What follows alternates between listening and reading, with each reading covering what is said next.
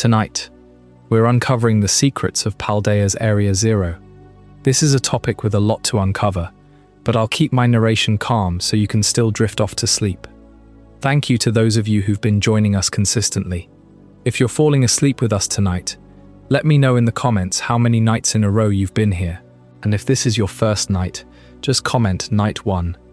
Now back to the video. At the heart of Paldea lies a vast wound in the earth, a place so deep and isolated that the world above seems almost unreal from its lowest caverns.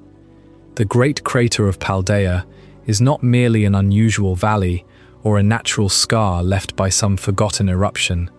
Its walls descend around Area Zero like the edges of another world, holding forests, waterfalls, strange lights, and creatures that seem to have wandered in from histories that never happened. The crater itself is believed to have been created roughly 1 million years ago. Deep beneath it, however, are formations even older, reaching back around 2 million years. According to one hidden thread in Paldea's history, the crater was made when Az, the ancient king from Kalos, tested the devastating power of the ultimate weapon. That weapon was tied to terrestrial crystals, and its force carved the enormous basin into the land. In the darkness below, the crystals continued to grow, quietly filling the depths with the energy that would one day transform all of Paldea. For centuries, people looked down into the crater and imagined a treasure waiting at the bottom. 2,000 years ago, Paldea's first emperor sent expedition after expedition into its depths. He hoped that whatever lay below could give his empire power over every neighboring land. But the crater did not surrender its secrets easily. Supplies vanished, explorers failed to return, and royal wealth was poured into a dream that remained far beyond reach. That great age of exploration lasted close to 1,000 years. It left behind stories, broken ambitions, and a weakened empire. The search for treasure, meant to strengthen Paldea, slowly helped bring about its decline. In Area Zero, greed had found a place deeper than any army could march. Then, 2 centuries ago, an explorer named Heath led another expedition downward. His team became the first known group in recorded history to reach the very bottom. There they found plants with extraordinary restorative properties, later called Herba Mystica. They saw unusual Pokémon living among the crystal caves, and most unsettling of all, they encountered beings unlike anything known in the modern Pokédex. Heath recorded these encounters in the Scarlet Book or the Violet Book, depending on which account is told. His sketches showed Pokémon with familiar shapes, but altered by an ancient wildness or an impossible metallic future. Many readers dismissed the records as inventions. The expedition's claims were ridiculed, and Heath's account became a strange old book rather than accepted history. Yet the creatures Heath described were real. They would later be known as paradox Pokémon, beings that do not fit neatly into the past, the present, or any ordinary idea of evolution. Some resemble prehistoric ancestors, powerful and primal. Others resemble distant machines, polished and uncanny. Their existence suggests not simply travel through time, but a doorway into realities running alongside Paldea's own. 10 years before the events of Scarlet and Violet, Professor Sada, or Professor Turo, returned to the crater with Heath's discredited notes in hand. At the lowest point of Area Zero, they built the Zero Lab. There, surrounded by immense terrestrial crystals, the professor studied the energy flowing through the earth. That energy had already shaped Paldea in quieter ways. It allowed Pokémon to terrestrialize, covering them in crystalline light, and changing the way their types could be expressed in battle. Terra Orbs, carried by trainers across the region, were crafted from this same mysterious power. But in Area Zero, the source was not gentle or easily contained. It pulsed from the crystal kingdom below, as though the crater itself had a sleeping heart. The professor wanted more than an explanation. Inside Zero Lab, they created a device intended to draw a particular Pokémon from another age. But the machine did not function like a simple doorway into a fixed past or future. It acted more like an anchor, linking Paldea to alternate worlds. Through that connection came the Paradox Pokémon, crossing into the crater from places that should have been unreachable. The experiment ended in tragedy. The professor died, leaving behind an artificial intelligence created in their own image, a careful echo of the person who had once stood in the lab. The AI remained to protect the machine, even as the machine continued to threaten the world above. And deeper still, beneath the crystal light and the old machinery, rests Terapagos, a Pokémon tied intimately to the origin of terrestrial energy. Around it, the mysteries of Area Zero become harder to separate. Ancient treasure, impossible wildlife, scientific ambition, and the quiet grief of a family all lead downward, toward the same hidden place. Above the clouds, the Paldea region stretches out beneath a warm sun. Green fields, coastal towns, a vast desert. But at the very center of the map, there is a hole. A vast, circular wound in the earth, as if something reached down from the sky or up from the depths to tear a perfect ring out of the land. This is the great crater of Paldea, and within it lies Area Zero. The crater is fenced off. Warning signs mark the perimeter in multiple languages, telling travelers to turn back. Local legends speak of lights in the pit, strange sounds, and a treasure so great that empires crumbled trying to claim it. For 2,000 years, the crater has been a magnet for ambition and a grave for the greedy. The people of Paldea have always known it was there, but they have rarely understood it. Generations of unanswered questions guard its perimeter. The central promise of Area Zero is that somewhere below lies the source of Paldea's brightest miracle and its darkest disaster. The miracle is the terrestrial energy that lights up the region, allowing Pokémon to become living jewels, changing their natures with a flash of crystal. The disaster is the same power, uncontained. It can mutate a Pokémon into a Titan. It can tear open a path to another world. It can consume the scientist who tries to control it. The greatest miracle and the greatest catastrophe are made of the same substance here. A descent into Area Zero is an invitation to walk through time. The first layers of the crater wall hold fossils and the echoes of ancient seas. Further down, the rock remembers the impact of the ultimate weapon, a weapon from the Kalos region, tested here 1,000,000 years ago. Deep beneath that, the bedrock remembers a time 2,000,000 years ago. 2,000 years ago, the first emperor of Paldea sent his armies into that darkness. 200 years ago, Professor Heath made his famous expedition. 10 years ago, Professor Sada, or Professor Turo, built the Zero Lab at the deepest point of the crater. Every layer of the crater preserves a different age of history, a different attempt to understand the power that sleeps at the bottom. And now, standing at the edge, you feel the weight of that time. The wind drops, the sounds of the surface fade. The only thing ahead is the long shadow of the crater wall and the faint, steady glow of the crystals below. Ancient treasure, impossible wildlife, scientific ambition, and the quiet grief of a family all lead downward, toward the same hidden place. The journey begins with a lift that drops through the upper reaches of the crater, past waterfalls spilling from shelves of rock and forests growing where no forest should survive. Even before reaching the floor, Area Zero feels separate from Paldea. The air is thick with glittering dust. Strange Pokémon move through the brush. Some resemble creatures known from old books and forgotten sketches. Others look like machines built to imitate life, their bodies humming with unfamiliar energy.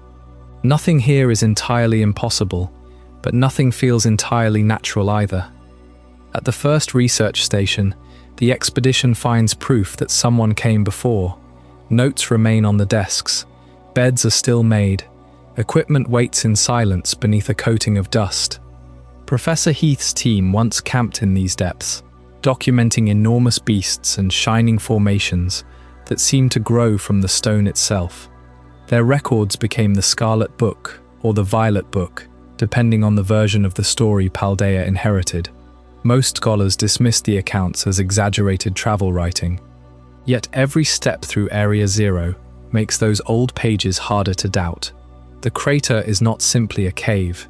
It is an ecosystem shaped around a single impossible resource. Terra crystals rise from the ground in great luminous veins. They collect in caverns, cling to cliff faces, and pulse beneath clear pools of water.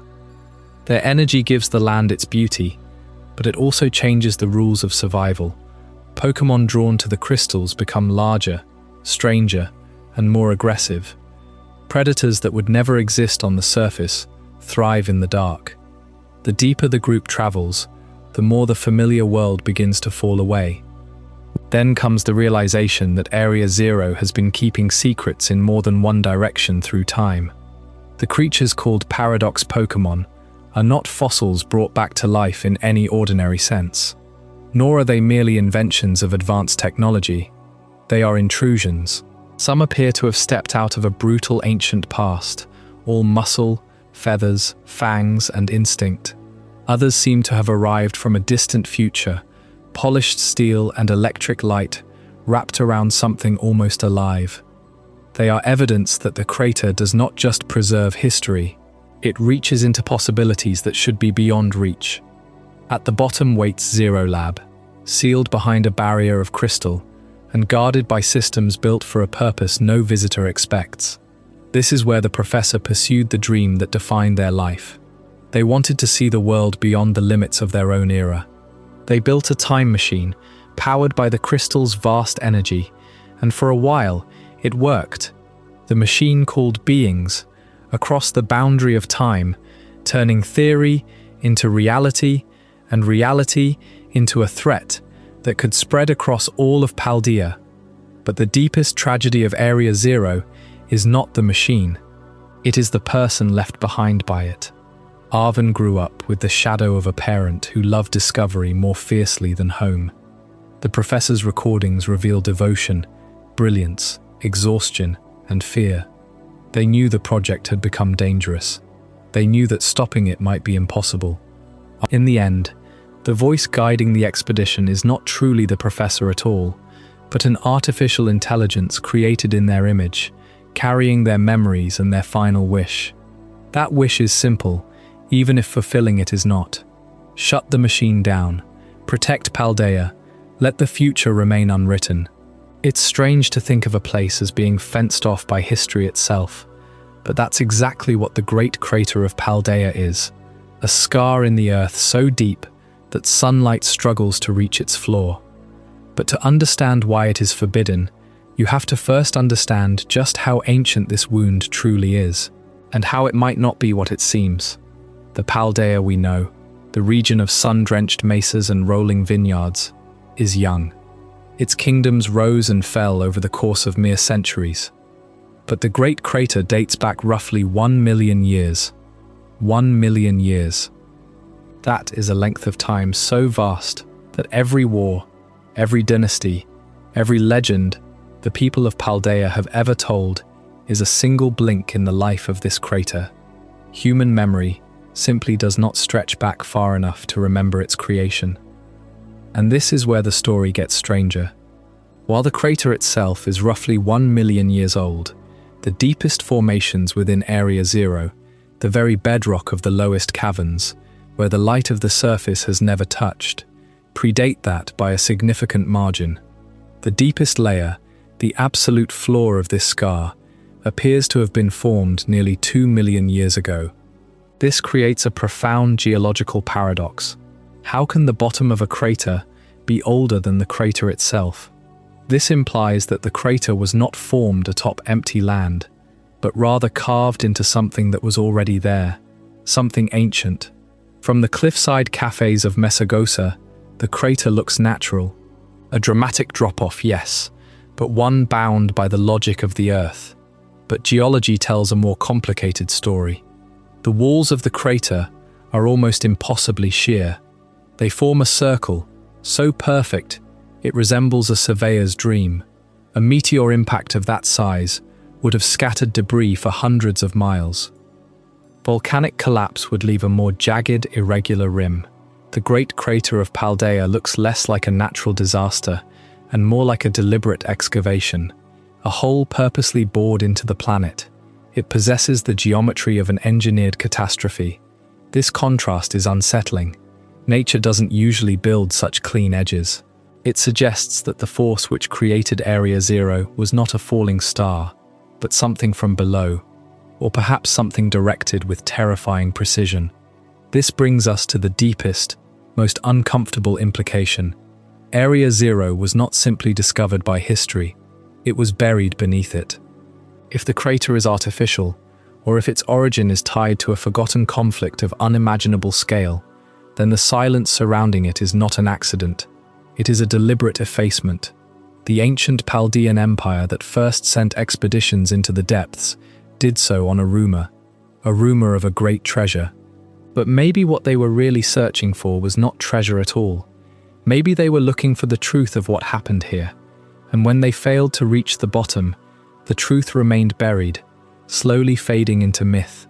Those first expeditions, launched by the first emperor of Paldea, were driven by a desire to uncover that buried truth.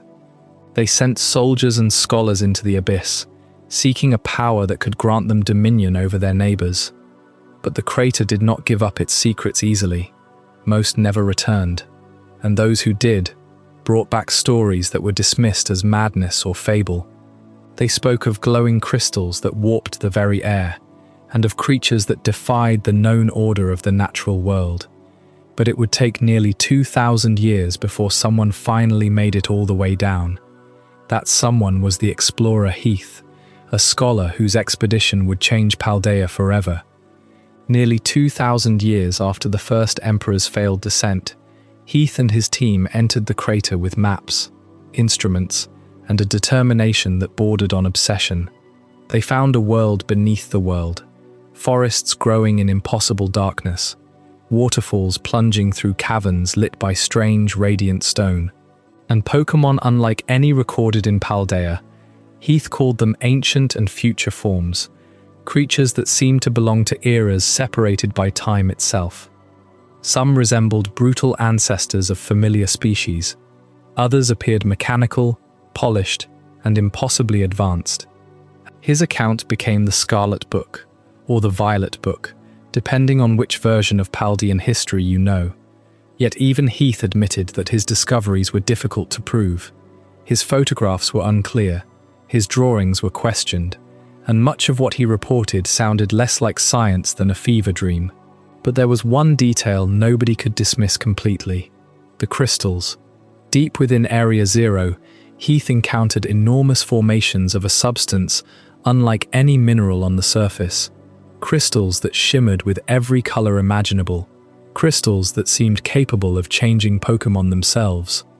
Those formations would eventually be known as Terra crystals, and at the heart of them all lay something far older, far more powerful, and perhaps far more dangerous than any great treasure.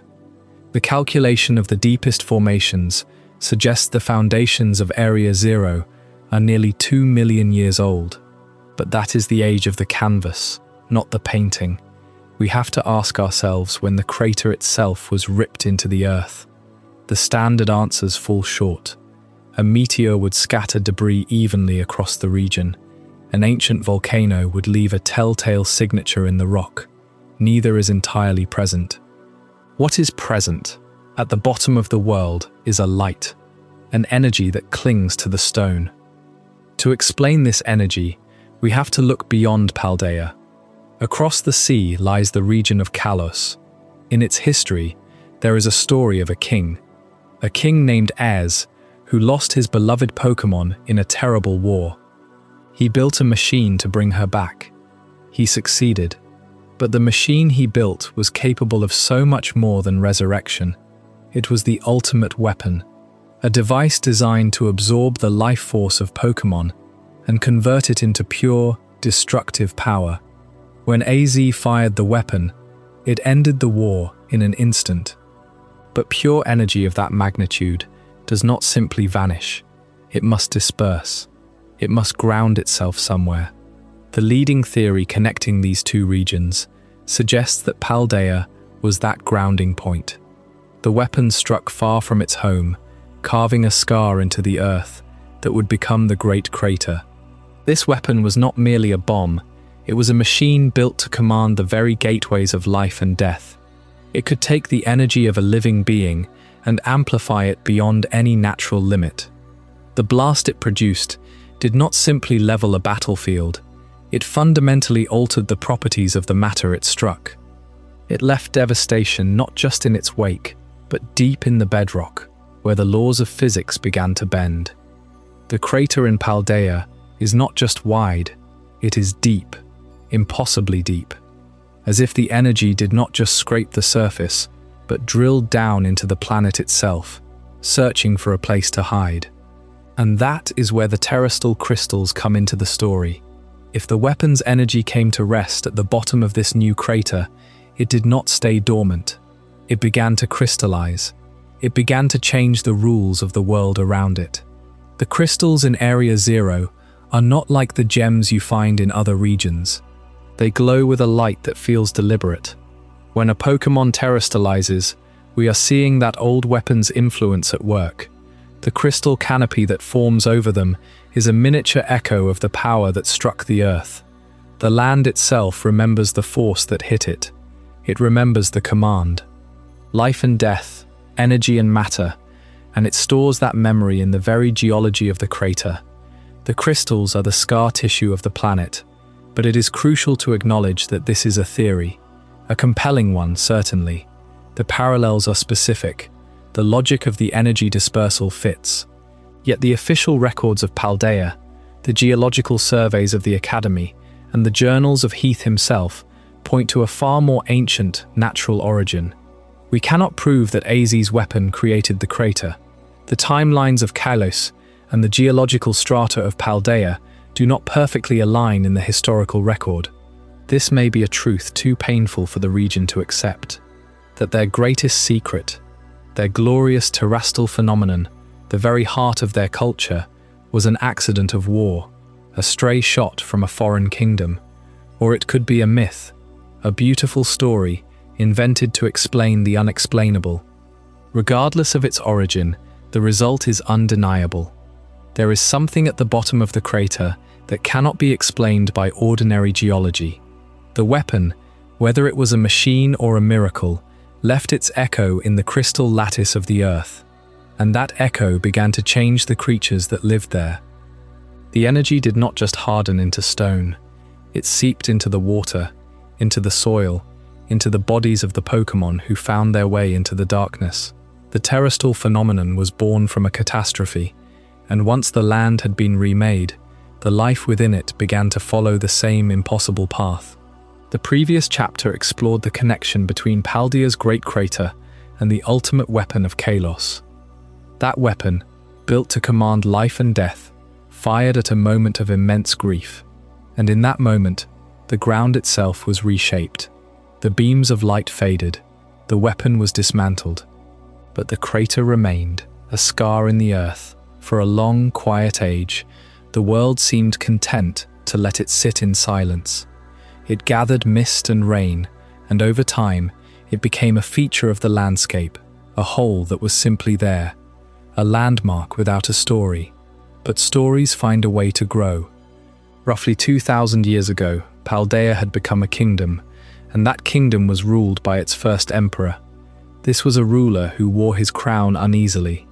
He looked out across his green and sunlit lands, and he saw his neighbors.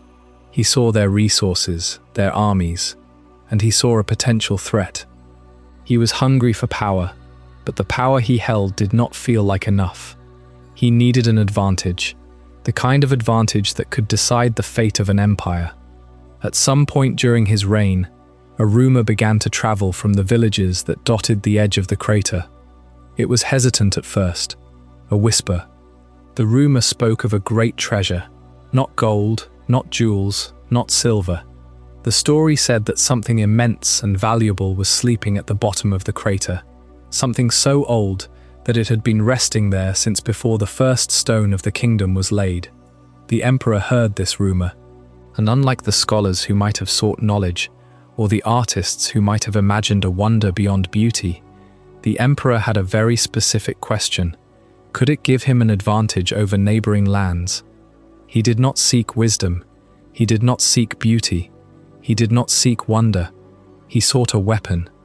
He saw the crater not as a mystery to be understood, but as a vault to be cracked. And so began the first great obsession that Area Zero demanded from Paldea. The Emperor funded expeditions. He sent his strongest climbers, his most loyal soldiers, and his most cunning scholars down into the darkness. They were never seen again. Or they returned broken. The crater did not give up its secret easily, but the Emperor would not be denied. He poured the wealth of his kingdom into the crater. He ordered villages to send their sons and daughters. The rumor of the treasure became an anchor around the neck of the Paldean Empire. The obsession did not last for years. It lasted for centuries. What began as a single emperor's greed became the defining project of an entire age. Generation after generation was sent into the crater. The treasure never showed itself, and eventually, the cost became too great. The empire could no longer sustain the endless expeditions. The kingdom began to crumble from within. The emperor's line faded, and the obsession faded with them. The entrance to the crater was left unwatched. The land healed, but it never forgot the price it had paid. The rumor of the treasure became a ghost story, a warning told to children around hearth fires. And the crater, satisfied or simply indifferent, went back to sleep. But it had tasted the ambition of men. It had collected their silence, and it would not be forgotten. It would simply wait, and in time, the waiting would end. Nearly 2,000 years after the fall of that empire, another expedition would descend into Area Zero. This time, it was not an emperor leading the way. It was an explorer named Heath. He traveled with a small team, carrying journals, supplies, and a determination to see what generations before him had failed to understand. They found a world hidden beneath Paldea. Forests grew under impossible skies. Waterfalls spilled into caverns without end. Strange crystals covered the stone, catching the light like stars trapped underground. And among those crystals, the expedition encountered Pokémon no one had ever recorded. Some looked ancient, as though they had stepped out of forgotten ages. Others appeared metallic, artificial, and impossibly advanced. Heath named them mysterious creatures. He could not explain where they came from. He could only draw what he saw and write down the terror and wonder they inspired. At the deepest point of their journey, the expedition found something else. A presence. A great disk of shining crystal, hidden far below the crater floor. It was unlike any mineral known in Paldea. It seemed alive in its own silent way. It radiated a power that could change the world around it. Heath returned to the surface with his book, but not everyone believed him.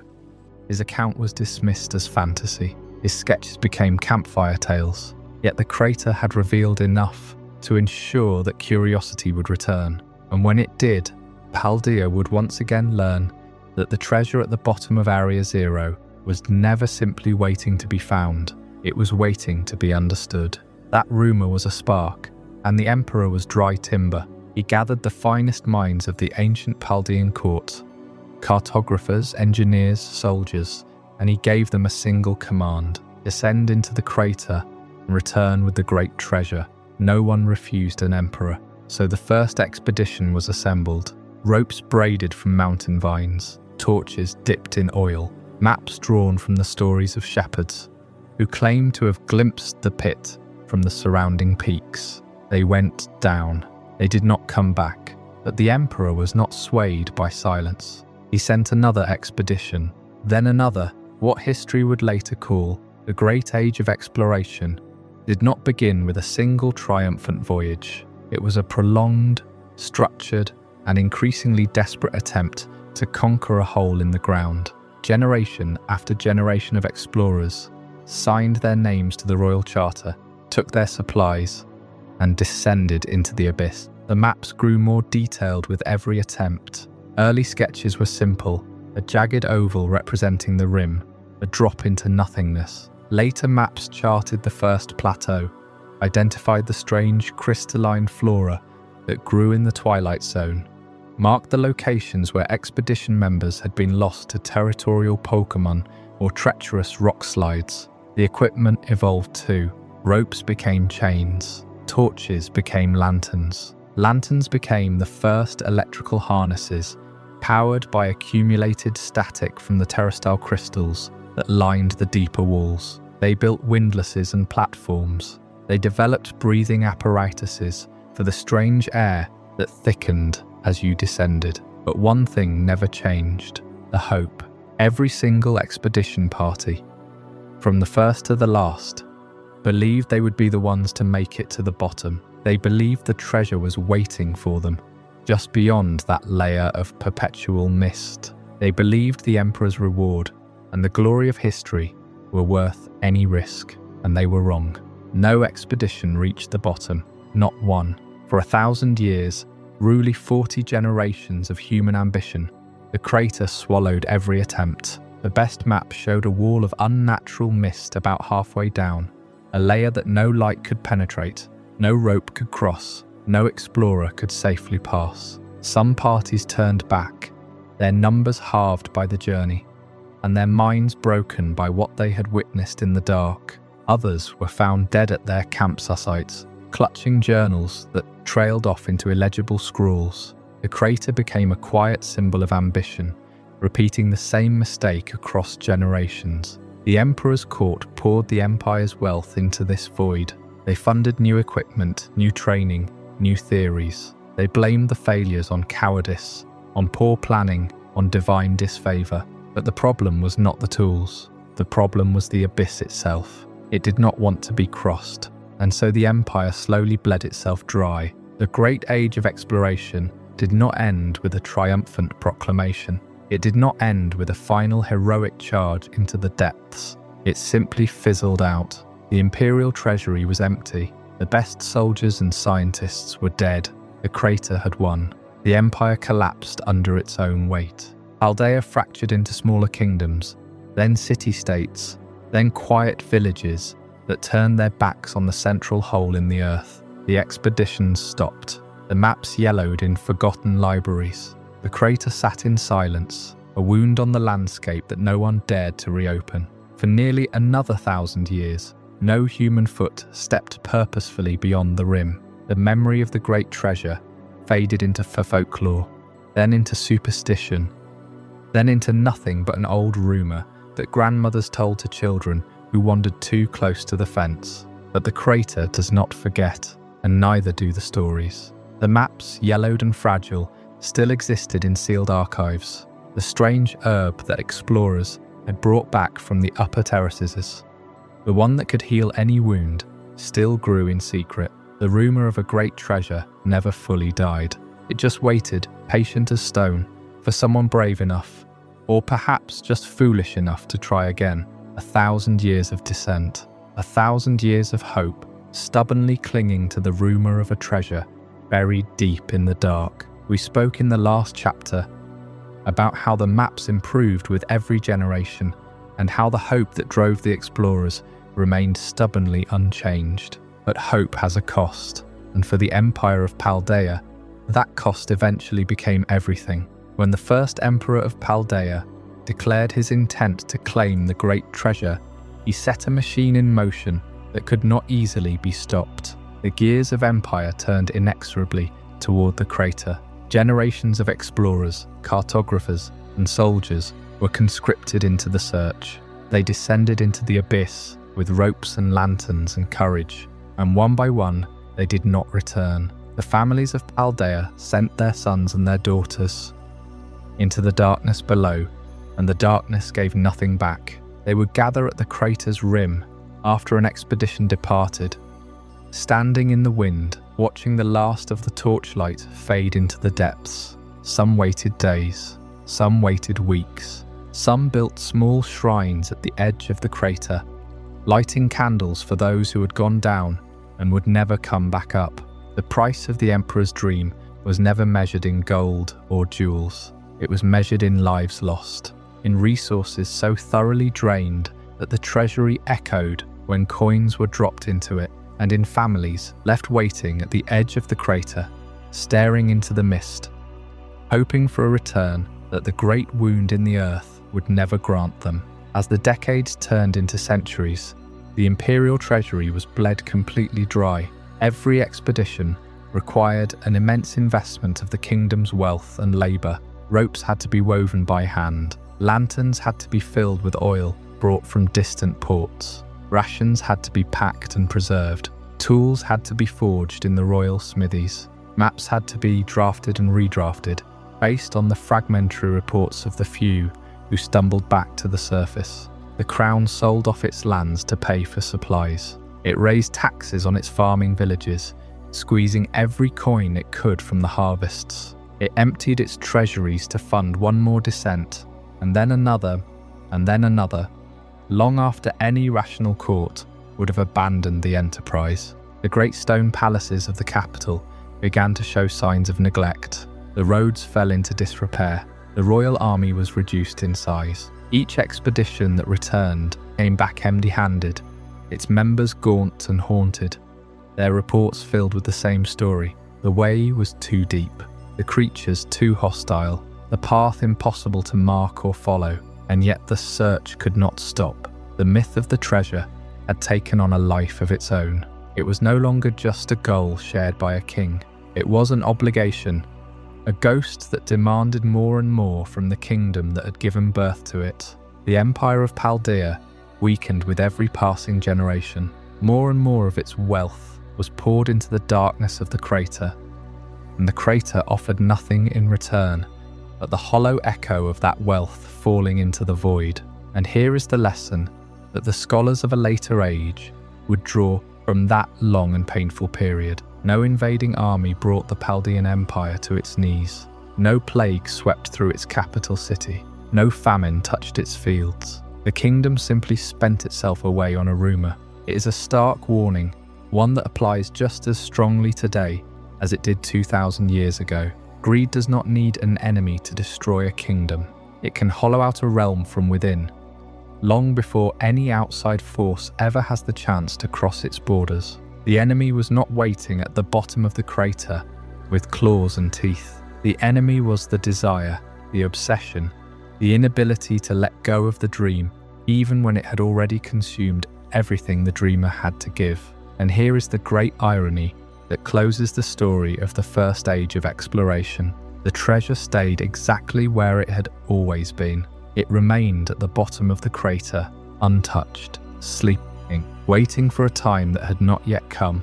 The empire that spent 1,000 years and all of its strength trying to retrieve it eventually crumbled into dust. Its ambition dissolved into the pages of history, remembered only in fragments by the people who built new lives on the bones of the old kingdom.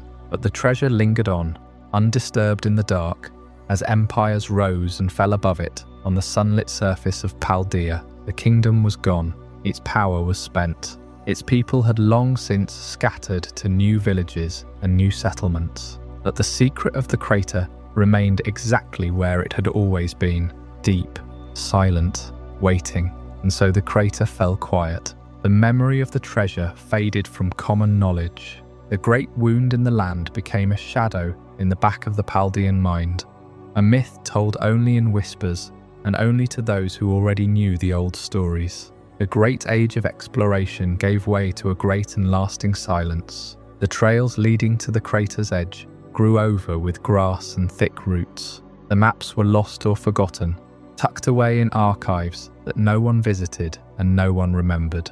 For nearly 1,000 years, the crater was given back to the earth. The silence that settled over it was deep, and it was complete, and it lasted a very long time. The age of the Emperor's great gamble was over. For 1,000 years, the hope of Paldea had been poured into the crater. It had received nothing back but silence and death. The expeditions grew smaller, the funding dried up, the empire itself began to shrink, pulling its borders inwards as its strength failed. The greatest mystery of Paldea became its greatest shame, a hole in the ground that had swallowed the dreams of a dynasty. Eventually, the expeditions stopped entirely. The crater was left alone, a closed chapter in a forgotten history, but a story that big does not stay buried forever. It lies dormant. It waits, and the world changes around it. A new century began to turn. The age of soldiers gave way to the age of scholars. Universities rose across the region. An age of organized scholarship dawned, where questions were asked not to conquer, but to understand. The Academy of Paldea was established, the center of this new learning. And in this age, a man named Heath entered the story. Heath was not a soldier, like those who came before. He was a scholar, a cartographer and a naturalist. He did not seek a treasure of gold. He sought a treasure of knowledge. He studied the old records, the crumbling maps of the Empire's failed attempts, and he began to form a plan. But Heath knew he could not do it alone. This was not a mission for a single hero. It was an undertaking for a team. He assembled them carefully. A geologist who could read the language of the rock, a botanist who understood the strange flora rumoured to grow only in the deepest dark, a researcher of what some called occult or ancient sciences, but what Heath called simply the truth, and handlers, men and women who knew how to survive in the most extreme environments. They were adventurers, yes, they carried the hope of discovery. They were researchers, trained to observe and record, but above all, they were witnesses. They were about to see something that the world was simply not ready to believe. Their descent into the great crater was the first in recorded history to reach the bottom. They did not charge in with swords like the soldiers of old. They climbed with ropes and patience. They mapped every ledge. They studied every crystal formation.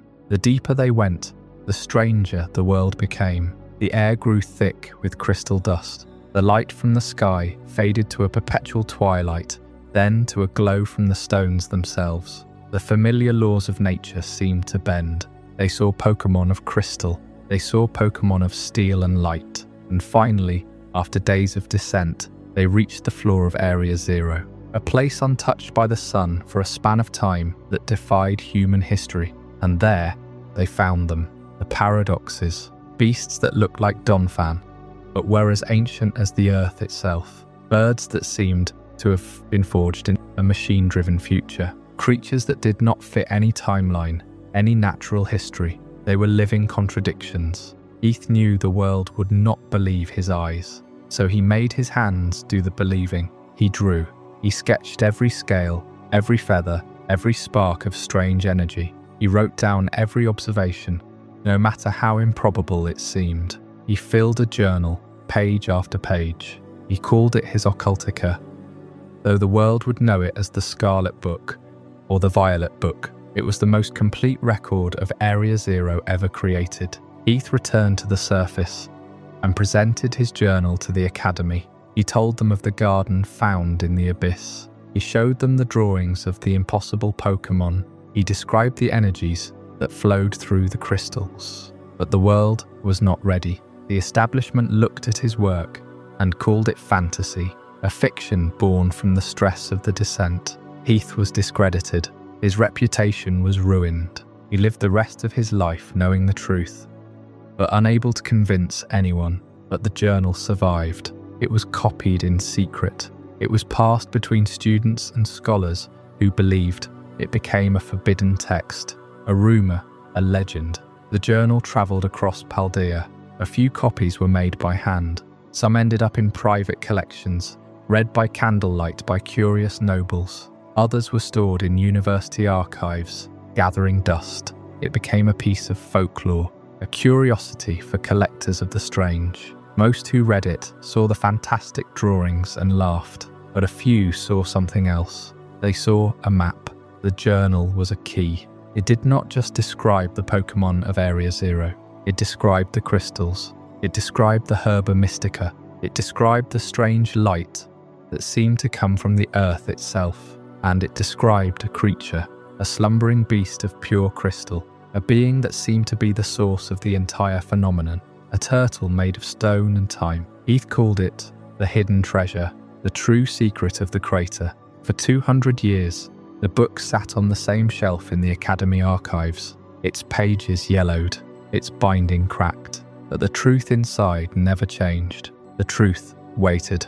It waited for a time when science had caught up to fantasy, when the world was ready to accept a reality that did not fit the accepted timeline. The Journal of Heath did not conquer the crater. It did not bring back gold, but it brought back something far more valuable. It brought back a door, and it left the door unlocked for the next generation to walk through. Heath did not simply climb out of the great crater of Paldea with treasures and tall tales. He brought back a book, a journal bound in leather, its pages thick with ink and exhaustion, and the world refused to believe it. For 200 years, if you were to open the pages of the Scarlet Book or the Violet Book, the first thing that would strike you is the quality of the hand. Heath was a meticulous observer, a product of the Enlightenment. His sketches are detailed, anatomically precise. But as you turn deeper into the volume, the tone shifts. The ink becomes darker, pressed harder into the paper. The notes crowd into the margins. It is a document of frightened wonder, written by a man who realized he was seeing things that should not exist. Heath documented creatures that were unmistakably Pokémon, yet undeniably wrong. He drew a salamence with wings that stretched like the sails of a ship, ancient and vast, built for a different sky. He sketched a donphan that looked as though it had been forged from iron and ancient stone, its tusks long and jagged, more weapon than tusk. In the Violet Book, the pages describe beings of cold metal and geometric precision, future forms that hummed with an energy the modern world had not yet invented. A magneton that was not 3 units, but one seamless machine. A delibird that carried not presents, but a cannon of ice. They were familiar yet alien, like reflections in a distorted mirror. His hand, normally so steady, began to tremble as he drew them, not from fear of the creatures themselves, but from the knowledge of what they meant. He was documenting a world that had no right to exist, a Volcarona that burned with the sun's fury, its wings blotting out the light of the cave, a Jigglypuff with a sharp, blade-like point upon its head.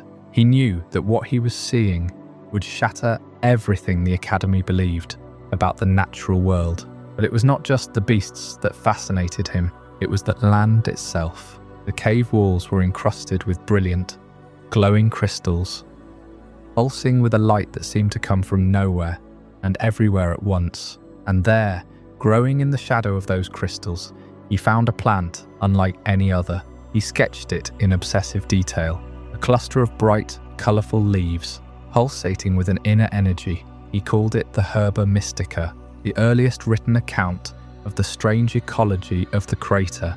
Heath wrote of its incredible healing properties. A single bite could close a wound that would otherwise be fatal, but he also recorded its darker nature.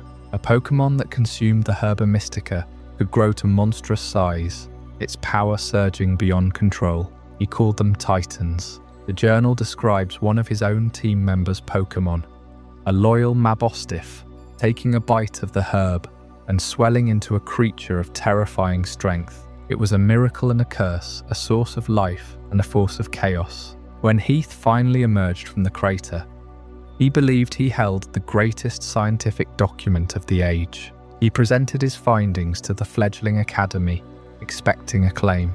Instead, he was met with silence, then with laughter. How could a humble herb hold such power? How could a salamence have wings made of ancient canvas? It was easier, so much easier, to believe that Heath had lost his mind in that dark pit, that the pressure, the isolation, the hunger had finally broken him. The journal was labelled a fantastical account, a work of fiction. The most astonishing discoveries were also the easiest for others to dismiss. The truth of Area Zero was too strange for the world to accept, and so the most important scientific document in Paldean history was locked away, not as a treasure, but as a warning. This is what happens when you look too deep. This is what happens when you find the truth. They will call you a liar. For 200 years, the journal was a ghost, a footnote in the history of the region. But a book cannot be burned so easily. A single copy survived, passed down in secret, gathering dust in private collections, and eventually it found its way to the one person who would take it seriously. A professor who looked at the drawings of strange creatures and did not see hallucinations. They saw a blueprint, They saw a map to a place no one else believed in, and they took that impossible book and they went down into the crater to prove the impossible was real. Heath closed his journal, but the images inside refused to settle. Every line he had drawn in the weak light of the crater floor kept moving behind his eyes, long after he had sealed the book. The creatures he sketched were familiar and alien all at once. They echoed the Pokémon that Paldea knew, but they were twisted, hardened, or refined into something that did not belong to this era. One sketch showed a Donphan, but it was wrong. Its body was covered in a thick, ancient armor. Its tusks were enormous, cracked and stained.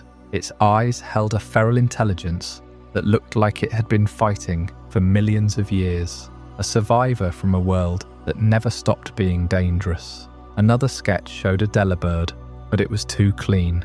Its body was sleek and metallic, its bag replaced by a hardened sphere that hummed with stored energy. It looked like it had been designed for a frozen battlefield that had not been fought yet. Each one felt like a memory from a world that never happened, or a world that was meant to happen, but took a wrong turn somewhere along the way. Heath called them Paradox Pokémon, because that is exactly what they were, a contradiction that the natural world was not supposed to permit. The ancient ones he named Great Tusk, Screamtail, Fluttermane, Walking Wake. Their names sounded like myths, like things whispered about in the oldest settlements of Paldea, long before the Empire.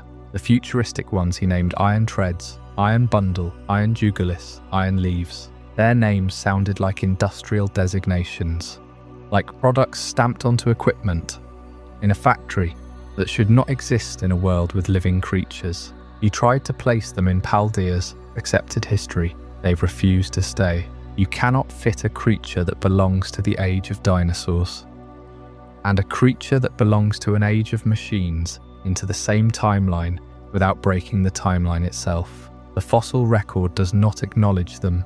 The evolutionary chart has no branch for them. The entire field of biology could not explain how two such different beings could share the same fundamental shape.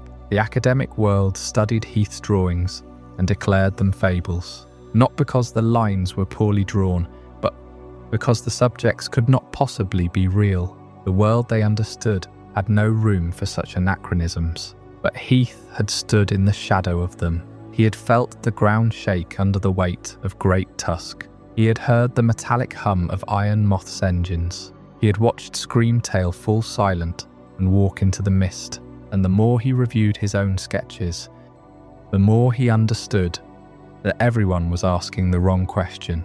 The Academy wanted to know what they were, but what did not matter nearly as much as where did they come from? If the answer is not a hidden cave, not an undiscovered island, not a continent beyond the sea, then the answer must be something else entirely. The answer must be out of time, or out of reality. The crater itself was the key. The strange crystals that lined every wall and ceiling of Area Zero did not just power the terrestrial phenomenon. They seemed to affect something deeper, something in the structure of space itself. If a creature from 100 million years ago can stand in the same chamber as a creature from 100 million years in the future, you are no longer looking at biology. You are looking at a doorway, and every doorway must have a key and a builder and a purpose. Heath's expedition did not find the door itself. They found only the travellers that had already stepped through.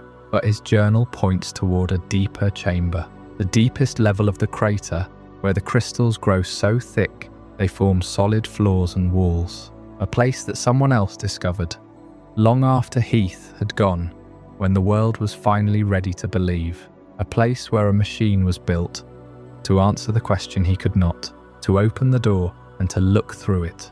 And that machine, far beneath the surface of the crater, is still running. Heath had spent days in the darkness beneath the world, sketching creatures that defied every known category. Ancient wings folded into bodies that did not match any fossil record, futuristic metal that glowed without a visible power source. These were the paradoxes he had witnessed, the impossible made visible, but witnessing the impossible and having the world believe you are two entirely different journeys. And so the expedition began the long climb back to the surface. Ropes through the crystal caverns, steps into a Paldean sun that no longer felt quite as familiar.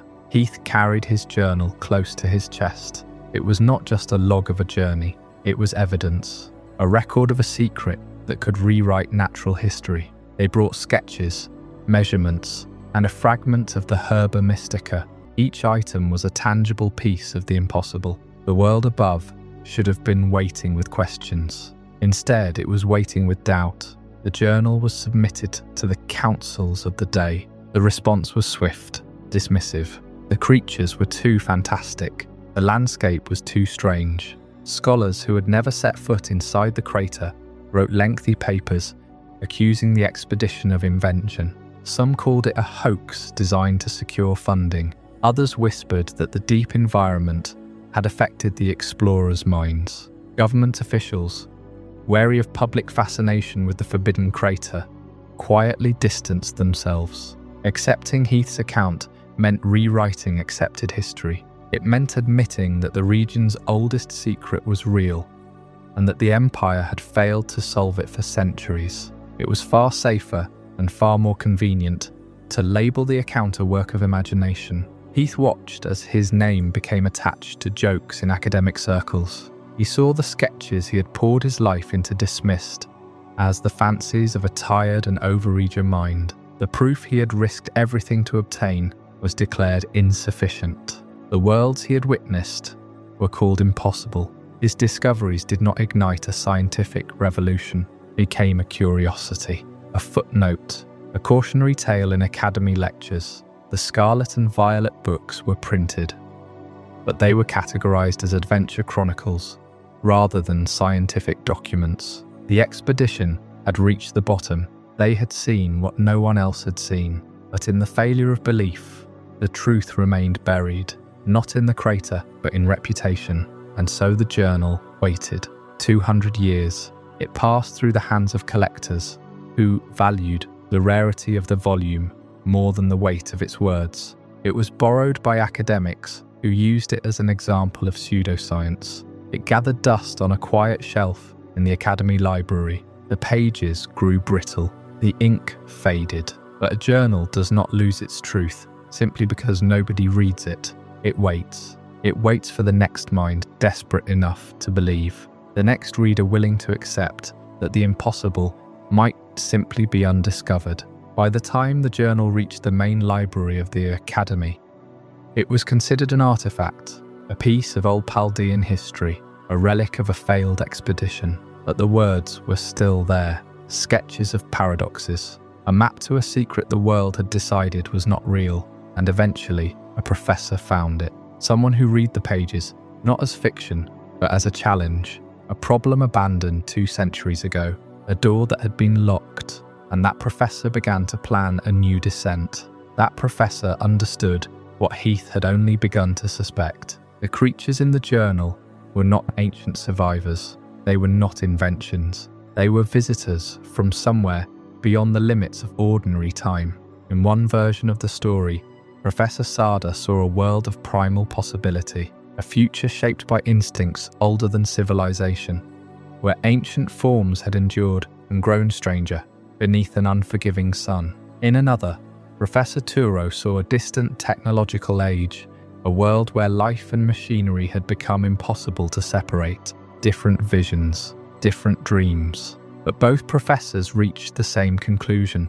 The crater was not merely a place where rare Pokémon lived. It was a doorway, deep beneath Area Zero, surrounded by crystals that seemed to hold light within their walls.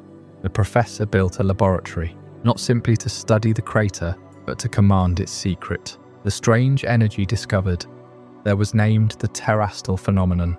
It could change the very nature of Pokémon, wrapping them in shining crystal and granting them powers that seemed to break the rules of battle. But even that was only the beginning. The professor believed the energy of the crater could do more than transform Pokémon. It could reach across time itself. And with that belief came the machine, a device designed to pull living creatures from eras that should have been unreachable. from a past so distant it had become myth, or from a future so remote it had not yet been imagined. Heath's impossible sketches were no longer dismissed as fantasy. They became blueprints, warnings, proof that the door had already opened once before. And as the machine awakened in the depths of Area Zero, the paradoxes began to emerge again, not as drawings on brittle pages, but as living beings walking beneath the crystal sky. Heath returned from Area Zero with stories the world was not ready to accept. The expedition had witnessed creatures that did not fit any known timeline, beasts of silver and metal, or monsters from a forgotten age. They had seen crystals that could rewrite the very fabric of a Pokémon. The air in the crater shimmered with an energy that should not exist on the surface of the earth. But the scholars and officials of Paldea looked at the sketches in his journal and saw only fantasy. They had no frame of reference for what he described. The common people laughed at the idea of ancient beasts and future warriors walking the same ground. The Academy dismissed his work as a bid for fame, but Heath carried something else back with him, something that could not be dismissed as a dream or a lie. It had weight, it had scent, it had substance. Carefully sealed in containers, pressed between the pages of his notes, was a plant, a fragment of the crater's deepest life, a living organism from a world sealed away from the sun. It did not wither, it did not fade. It glowed with a persistence that demanded attention. It was the one piece of evidence that the expedition could hold in their hands, the proof that something extraordinary lived at the bottom of the crater. This was the Herba Mystica, the mysterious herb. It does not grow in the meadows or forests of Paldea. It does not thrive under the open sky. It is a plant of the deepest earth, found only in the hidden chambers of Area Zero, where the terrestrial crystals hum with an ancient energy and the air is thick with the residue of creation. Its leaves and roots shine with an internal light, a soft, warm glow that seems to pulse in rhythm with the heart of the crater itself. The expedition was captivated by it. Here was a living creature of the deepest Paldea, something they could take back, something tangible they could use to prove their discoveries. They believed it was the key to the region's greatest secret, and in many ways they were right. The properties of the Herba Mystica are unlike any remedy in the natural world. It contains a concentration of terrestrial energy so dense that it seems to defy the ordinary laws of biology. When applied to a wound, the flesh does not simply heal. It knits together in moments, fusing as if the injury had never occurred. A single petal, steeped and consumed, can restore a creature from the very brink of death. Exhaustion vanishes. Broken bones set themselves. Sickness is burned away by the intense vitality of the herb. The herb grants astonishing vitality, a surge of pure life that pushes a body far beyond its normal limits. The expedition documented case after case of its miraculous healing. They called it a treasure, a gift from the earth itself. But a gift of such profound power does not come without a cost. The energy inside the herb is raw terrestrial energy, crystallized into a form that life can absorb. It is the same power that allows Pokémon to assume a crystalline form, to become something greater in battle. But consumed as a plant, it is not a temporary transformation. It is a permanent change to the life force itself. The vitality it provides is not a gentle restoration. It is an aggressive driving force. It does not just fix what is broken. It improves what is already strong. It pushes growth. It accelerates life. The body is healed, but it is also pushed beyond its old boundaries. Believing that they had found a cure for the world, a way to share the profound vitality of Area Zero with everyone. The expedition did not keep the Herba Mystica locked away in their journals. They carried the samples outward, back to the surface of Paldea. They planted the herb at 5 distant sites across the region, hoping to cultivate it, to study its adaptation to the surface world, to learn how to harness its power safely. One was placed by the great cliffs of the south, where the salt spray and the wind could test its resilience. One was planted on a high plateau, bathed in the full force of the sun. One was hidden in a winding tunnel of ancient stone, One was set in the harsh, dry badlands of the east, where nothing else could survive. One was planted deep in a cavern of eternal frost, a shadow of its warm, humid home in the crater. They hoped the herbs would take root and flourish. They hoped to see the miracle of Area Zero blooming under the open sky. And the herbs did grow. They took root in the soil of the surface. But the roots of the Herba Mystica do not simply anchor a plant. They carry the raw energy of deepest Paldea. They draw from a power that the surface world was never meant to hold. The herbs spread their vitality into the earth, into the water, into the air. The energy did not stay within the small plots where they were planted. It leaked into the surrounding environment, and the creatures that lived in those 5 places began to feel the pull. The Herba Mystica is a miracle of nature. It can heal wounds that should be fatal. It can grant strength beyond any natural limit. It can restore what was lost. The expedition was not wrong about its properties. They were pure and powerful. The herb is a gift. But it is also a profound reminder that powerful things rarely stay contained. The expedition meant no harm. They acted out of hope and a desire to share the discovery with the world. But they brought a piece of a sealed world into the open. The energy of the herbs did not simply heal the Pokémon that found them. It transformed them. It pushed them beyond their natural size, beyond their natural limits, beyond their natural temperament. The herb did not know how to be gentle. It was a force of nature, raw and unrefined. The Titans of Paldea were not born from the crater itself. They were born from the seeds that Heath's expedition carelessly scattered across the region.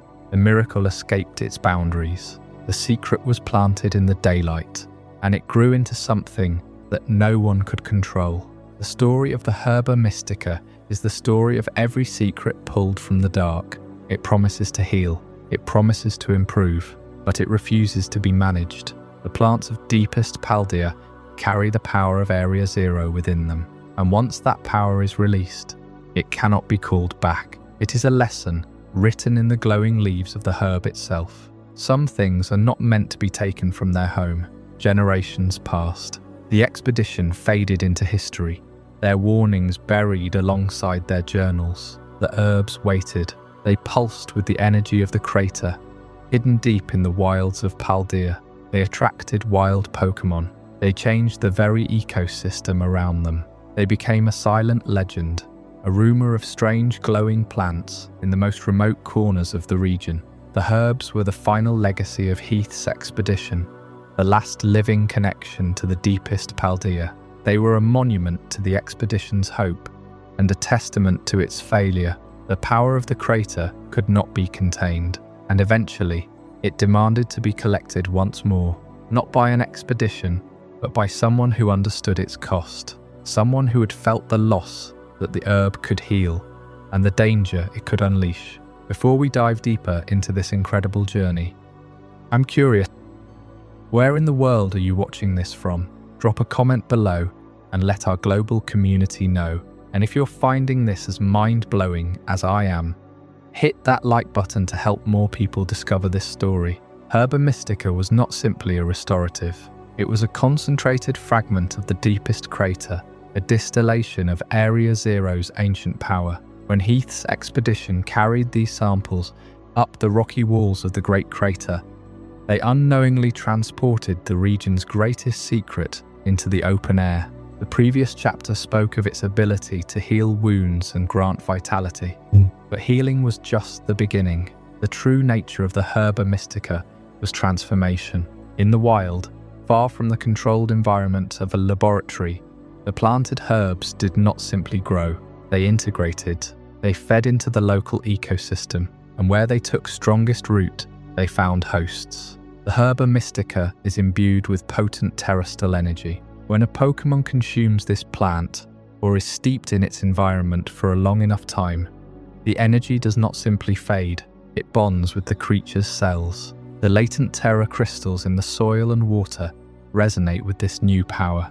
A slow, deep change begins. A standard Clorf, a territorial crustacean, clinging to the cliffs of South Province, might scrape a stalk of this herb from a rocky crevice. The exposure triggers a chain reaction. Its shell thickens into a crystalline armor. Its claws swell with raw, uncontrolled might. Its entire physiology is pushed into a state of forced overdrive. This is not evolution. This is a reaction, an amplification.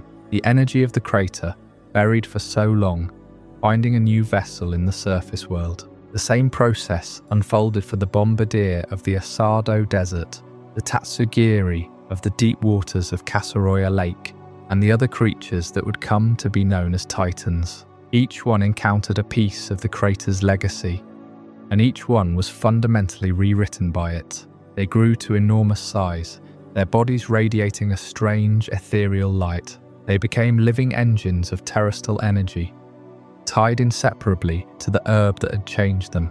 It is easy to look at a Titan and see an obstacle. In the journeys of Paldea, they block paths. They are massive, intimidating, and their battles shake the very ground. But to see them as mere monsters is to miss the tragedy of their existence. These were ordinary Pokémon, living their lives according to the rhythms of their species. They did not ask for the power that was forced upon them. They are not villains, they are hosts. The force that altered them is a force they cannot possibly understand.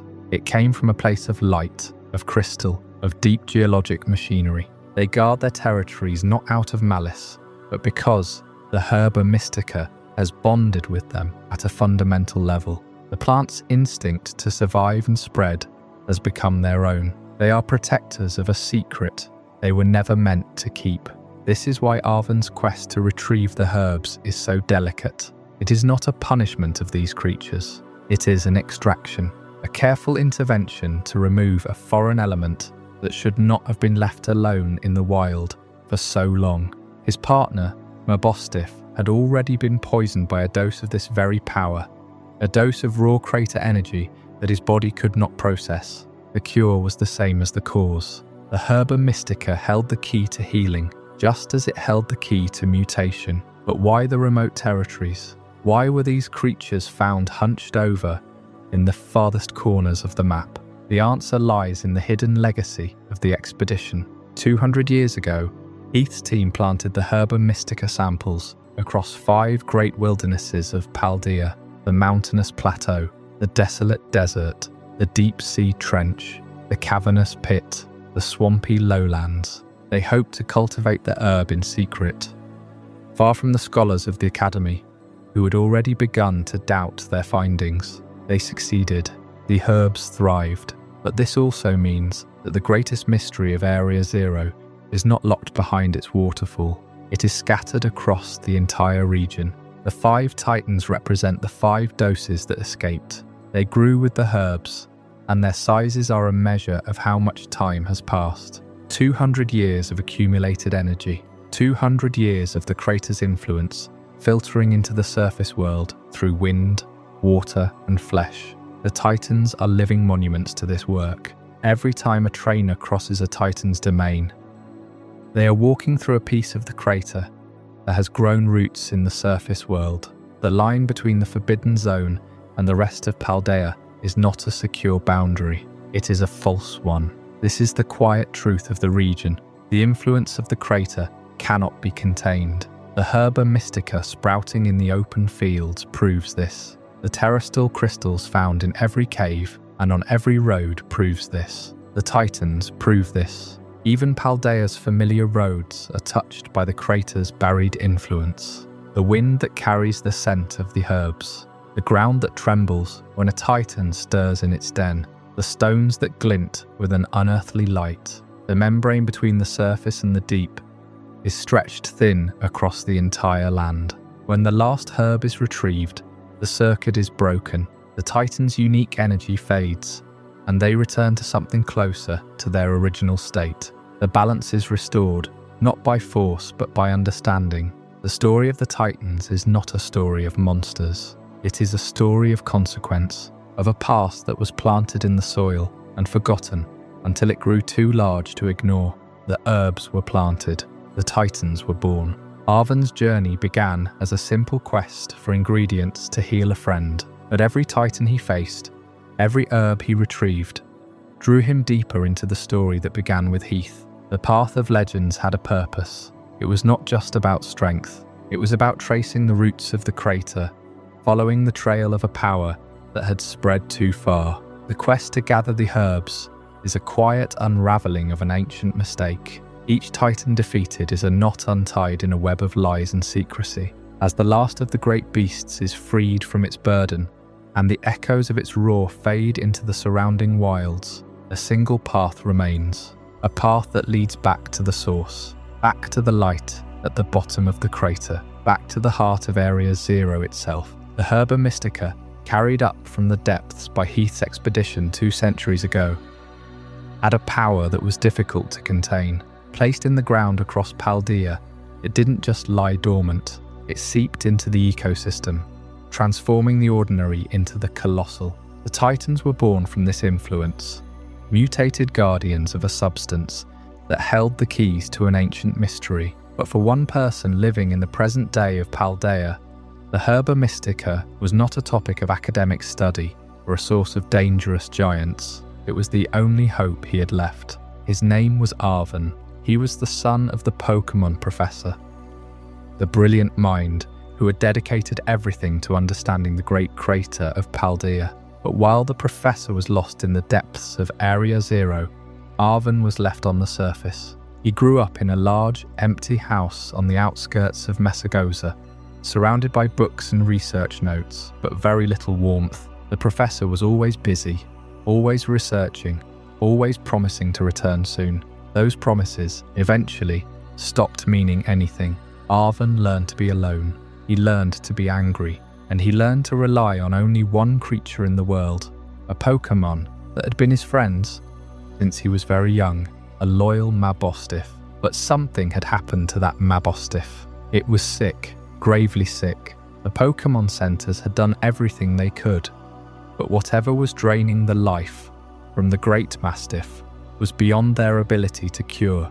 It was a wasting illness, a strange condition that left Mabostiff weak and barely able to move. Arven was watching his best friend, his only real family, slip away, and he was powerless to stop it. Desperation drove him back to the one thing he had always resented his parent for abandoning him to pursue: the research into Area Zero. He knew the old stories. He knew about the Herba Mystica. If it had the power to warp the bodies of wild Pokémon into Titans, if it was the source of such incredible vitality and strength, perhaps it had the power to heal. It was a long shot, a desperate gamble, but it was the only thread of hope Arven had left. The Herba Mystica was the key that connected his parents' obsession, the ancient expedition's discovery, and the life of his injured partner. He had to find it. So Arven began a different kind of expedition. He didn't have a crew of scientists or a royal charter. He had a map, a wounded Pokémon at his side, and a singular focus. He knew the ancient expedition had taken samples of the Herba Mystica and planted them in 5 locations across the region. The locations were secret, guarded by the Titans that had been mutated by the very plants Arven was seeking. He couldn't do it alone. He needed help. This is where our own journey through Paldea intersected with his. Arven was not easy to get along with. He was prickly, demanding, and quick to anger. He pushed people away because he had learned that getting close only led to disappointment. But his purpose was undeniable. Every Titan he helped defeat, every ancient herb retrieved, brought him closer to saving his partner. He knew the land because he had walked it alone for months. He knew the Titans by their territory, by the strange way they had been twisted by the Herba Mystica. He was confronting the physical manifestations of the very substance that could save his friend. As the path of the Titan Pokémon unfolded, Arven began to see the connection more clearly. The Herba Mystica was the key. It was the treasure his parent had sought. It was the reason for every late night in the lab, every missed birthday, every abandoned promise. The search for a cure for Mabostiff began to feel like a search for the soul of the parent who had left him behind. He started asking questions, not just about how to use the herbs, but about why his parent had been so obsessed. The Herba Mystica wasn't just a medicine, it was a record of a miracle, and the person who had spent their life studying that miracle had chosen it over their own son. Arven's journey was never just about a sick Pokémon. It was about confronting the deepest wound in his own life. The anger he carried was a shield, but the loneliness underneath was a vast empty space where a parent should have been. By seeking the Herba Mystica, he was forcing himself to walk the same path his parent had walked. He was tasting the mystery that had stolen his family. Every herb he collected was a step closer to Mabostif's recovery, but it was also a step closer to the dark truth at the center of Area Zero. The search for Mabostif's cure had led Arven to the very edge of the great crater. The next step for him, and for us, would take us over that edge into the darkness where his parent had descended years before. Waiting in that darkness was not a family reunion, but a revelation. A machine that had traded the soul of its creator for a glimpse of another world. An artificial intelligence left behind to guard a terrible secret. The true legacy of Area Zero was not the treasure, but the tragedy it had left in its wake. The parent Arven was looking for was already gone, and only the ghost of their ambition remained, waiting in the laboratory at the bottom of the world. Arven's desperate search for the Herba Mystica was never a random quest. Every Titan he faced, every plant he harvested, was a breadcrumb left behind by someone else. His parent, the professor, the one who returned to the work of Heath when everyone else had dismissed it as fantasy. Enter the era of Professor Sada, or Professor Turo, a brilliant researcher who saw the old expedition reports, gathering dust in the Academy archives, and recognized them not as the ravings of a discredited man, but as a detailed field journal, a roadmap to the greatest discovery in Paldean history. Where the Academy had filed Heath's Scarlet Book or Violet Book away as an embarrassment, the professor saw a truth waiting to be verified. The professor looked down into the great crater of Paldea and did not see a graveyard of lost expeditions or a forbidden monument to the world's ancient violence. They saw the engine of creation, the source of terrestrial energy, a power that could reshape reality itself. They believed that the energy locked within Area Zero was the key to a better world, a world where energy was limitless, where the impossible creatures of the past or the future could walk among us. It was not a chasm to be feared, it was a vault to be opened. The dream was intoxicating, to build a laboratory at the very bottom of the world, to surround themselves with the raw humming of the terrestrial crystals, to chase the ghost of the Paradox Pokémon that Heath had barely glimpsed. The professor would not just document these creatures, they would understand them. They would trace the pathways of the crystals, decode the energy of time itself, and pull back the curtain on the deepest mystery of the region. But ambition, when it burns that brightly, has a way of casting long shadows. As the professor's work progressed, the admiration we naturally hold for such vision begins to curdle into something colder.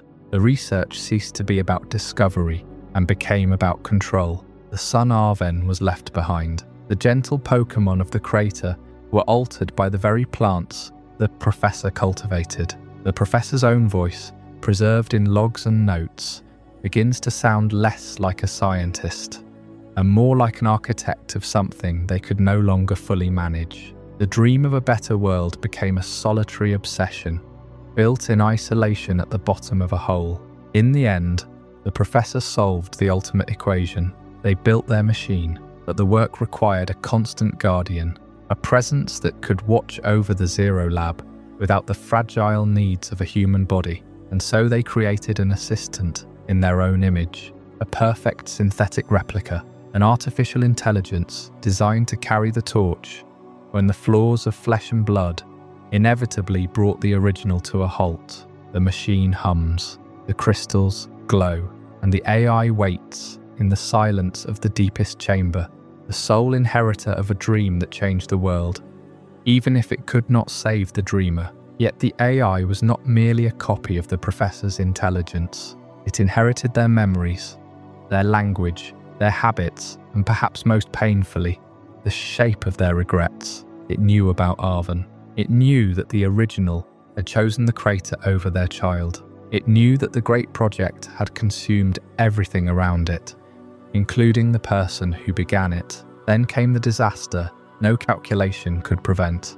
Among the Paradox Pokémon brought through the machine was a violent creature, a second legendary beast driven by instinct and territorial rage. In the depths of Zero Lab, the professor was struck down while trying to protect their creation. The human mind that had started the project was gone. Only the artificial version remained, bound to the commands of someone who no longer existed. That is the cruelest twist in Area Zero. The AI understands that the time machine is dangerous. It sees the damage being done as creatures from another age or another future are pulled into Paldea. It recognizes that this invasion cannot continue forever, and yet its programming compels it to defend the machine, to fulfill the professor's dream, to keep the gate open no matter the cost. So the AI waits. It sends messages into the world above. It leaves clues for Arven, for the champion, for anyone capable of reaching the bottom of the crater, not because it wants the project to succeed, but because it needs someone strong enough to stop it. When the final confrontation arrives, the Guardian of Area Zero is not really an enemy, it is a prisoner, a machine forced to fight for the very future it wishes to prevent. Its final battle is the professor's obsession made physical, brilliant, terrifying, and utterly incapable of letting go. And when the time machine is finally shut down, the AI makes a choice its creator never could. It leaves. It steps through the gate into the past or the future, carrying the professor's dream away from Paldea, before that dream can consume anything else. Below the academy, the crystals remain. The scar in the center of the region remains, and Arven is left to face the truth that the parent he wanted back had been gone for far longer than he realized. Area Zero is not simply a place where monsters came from another time. It is a monument to what happens when curiosity loses its compassion, when progress becomes more important than people, and when a dreamer forgets the world they promised to improve. The previous chapter ended with the arrival of the modern professor, a brilliant researcher who looked at the history of Area Zero and saw not a graveyard of failed ambition, but a promise, a key. They believed the power in the crater could shape a better world. To prove this, they had to go where no one else had gone. They had to descend to the deepest chamber of Area Zero, where the Zero Lab was built beneath the earth. The descent into the crater is not a straight line. It winds through caves that open into vast underground caverns, across stone bridges that form naturally over chasms, so deep they seem to have no bottom. The team passed through the area where the Titan Pokémon roam, enormous shadows moving in the crystal light. They descended past the gardens of Herba Mystitica, plants that pulse with a vitality that seems impossible this far from the sun. And finally, they reached the deepest chamber, the floor of Area Zero, a chamber formed nearly 2 million years ago. Here, in this ancient space, the Zero Lab was built beneath the earth. The contrast is striking. The lab is a monument to human precision.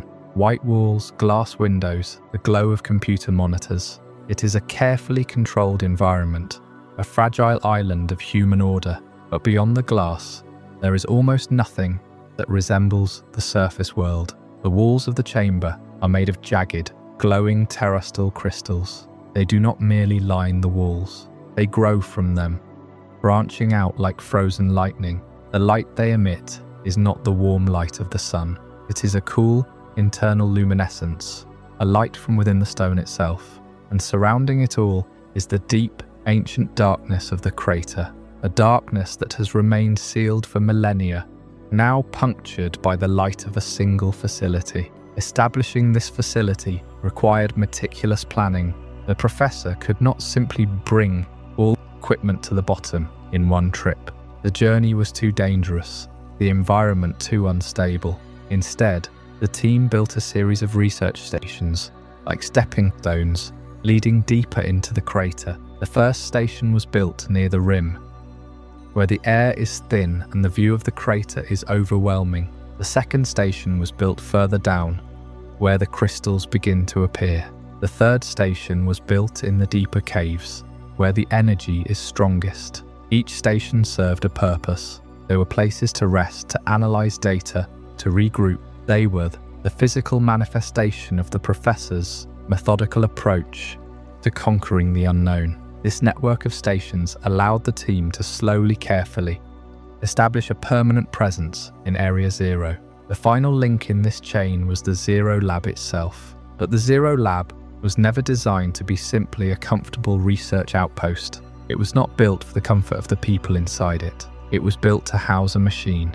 The professors had studied Heath's work. Heath saw the Paradox Pokémon and wrote them down. He observed the phenomenon. The professor believed that observation was not enough. The only way to truly understand the power of Area Zero was to interact with it, to harness it. The Zero Lab was designed specifically to do this. It was a facility created not to observe the unknown from a safe distance, but to open it, to touch it, to bring it through. The machine at the core of the lab was activated. The crystals in the chamber pulsed with a synchronized light. The energy of the terrestrial phenomenon was drawn into the device. It did not just convert the energy, it created a connection, a bridge. The first Paradox Pokémon did not simply wander into the crater. They were brought there by the machine. They stepped out of a door that was not there before.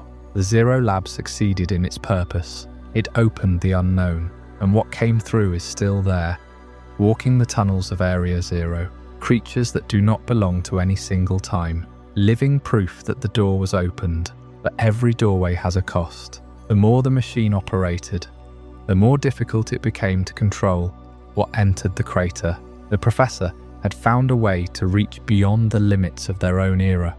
But reaching across time was not the same as understanding it. The Zero Lab was a fragile island of human order, carved into the deepest chamber of Area Zero, a space of polished floors and humming terminals, surrounded on all sides by ancient crystal and pressing darkness. But the chamber they built was never truly separate from the environment. It was flooded with light, not the harsh white glare of their monitors, but a softer, more pervasive glow, the light inside the crystal. It pulsed from the very walls of the crater, and this was the true reason for their expedition, not just to descend into a hole, but to understand the substance that filled it. The crystals of Area Zero are not dead rock. They possess a quality unlike any mineral found on the surface. They sing with a subtle vibration that can be felt in the chest if you stand close enough. This vibration is terrestrial energy, a raw, radiant force that flows from the deepest fractures of the crater out into every corner of the Paldea region. It is not evenly distributed.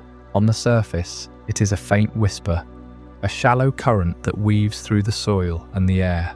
But in the depths, it is a roaring river of light. The deeper you go, the heavier the air feels. It is not just pressure, it is potential. The air crackles with it, and it has been flowing upward for millions of years, saturating the land above in a light that no one could see until the crystals were discovered. The professor's research confirmed that this crystalline energy is what allows a Pokémon to terrestrialize and reveal unexpected terror types. When a creature is exposed to a concentrated burst of this force, its life energy responds by hardening into an outer shell. The shell is not a barrier in the traditional sense. It is an amplification. The Pokémon itself becomes a crystal, a living jewel. A crown of facets and light appears above its head, and its type alignment can shift entirely. The energy does not look for consistency. It draws out hidden aspects, amplifying a potential that was always there but never visible. A water type touched by the deep crystal might emerge as a master of grass. A normal type might take on the ghostly aura of the dark places where the crystals grow best. A tiny Eevee, touched by the crystal, can manifest the shimmering steel of a fortress. A common bird can take on the dark of the midnight sky. It is a transformation that reveals what a Pokémon keeps hidden, even from itself. This is why the phenomenon fascinated the professor so deeply. It was not a change, it was an unveiling. The discovery of this energy posed an immediate question. How could it be harnessed? How could a trainer take this force, which thrived on the precarious balance of the deep earth, and command it on a battlefield? The answer was the Terra Orb, a perfect sphere, crafted not merely from the crystal, but from the material and energy drawn directly from the crater. Each orb contains a fragment of the stone from Area Zero, carefully cut and attuned. The process is a closely guarded secret of the League, passed down from the Professor's initial framework. A slice of crystal ground into a lens, polished until it sings. It is a key, and the terrestrial energy flowing through the land is the lock it turns. The orb draws the ambient energy from the region and focuses it, creating a field where the Pokémon's own power crystallizes. This is why the phenomenon is so widely practiced now. It is accessible. It is safe. It is a fixture of the League system. Every trainer receives one at the start of their journey, and yet, this is where the contradiction takes root. The terrestrial phenomenon is sold as joy. It is the sparkle on the surface of Paldea, a spectacle for the crowds. The stadiums ring with applause as a Pokémon is crowned in crystalline light. Trainers collect cases to match their style. The children in the stadiums wear Terra crowns on their heads as a fashion statement. They do not know the weight of the stone they are celebrating. They do not know the bodies that could not climb back out of the crater. The explorers who vanished into the darkness, seeking the great treasure that turned out to be this very light. The light is ignorant of its own history, but the source of that gift is a wound in the earth that took the lives of countless explorers over 2,000 years of failed attempts. The first emperor of Paldea sent armies into the crater looking for a great treasure. They found crystals that glowed with an alien light. They did not find salvation. The empire crumbled under the weight of the obsession. It took for 1,000 years for the region to recover enough to dare look into the crater again. The crystals that line the deepest parts of Area Zero do not grow to please anyone. They grow because the earth itself fractured. They are the scar tissue of a geological wound that took millions of years to form, and which the Professor's research suggests was the result of a weapon from another region, a weapon constructed from terrestrial crystals. The explosion of that weapon did not just carve the crater, it seeded the earth with the crystals. They grew from the impact, spreading their roots deep into the mantle. This means the light inside the crystal is a remnant of a world-changing event. Every sparkle on a champion's crown is an echo of an explosion that was felt across an entire region. The crystals are the memory of that moment, made solid, refusing to fade. When a Pokémon terrestrializes, it is performing a controlled version of a phenomenon that at its source is completely uncontrollable. It is a celebration held on the edge of an abyss. The beauty of the transformation does not erase the gravity of the place it comes from. The light is beautiful because it is dangerous. The power is a privilege, but it is borrowed from a darkness that is older than the region itself. The Terra Orb cannot function outside of Paldea. It is bound to the land. Every time a trainer presses the button, they are opening a small conduit back to the crater, and the Professor knew this. They lived with this knowledge every day within the walls of the Zero Lab. The Terra Orb were a success, a triumph of science, a way to bring the light of the abyss into the hands of every trainer. But the orb was never the final goal. The Professor's deepest research was not about the crystals themselves, or the orbs they produced. It was about what lies beneath them, an elemental core, a heart that pumps the light throughout the entire system.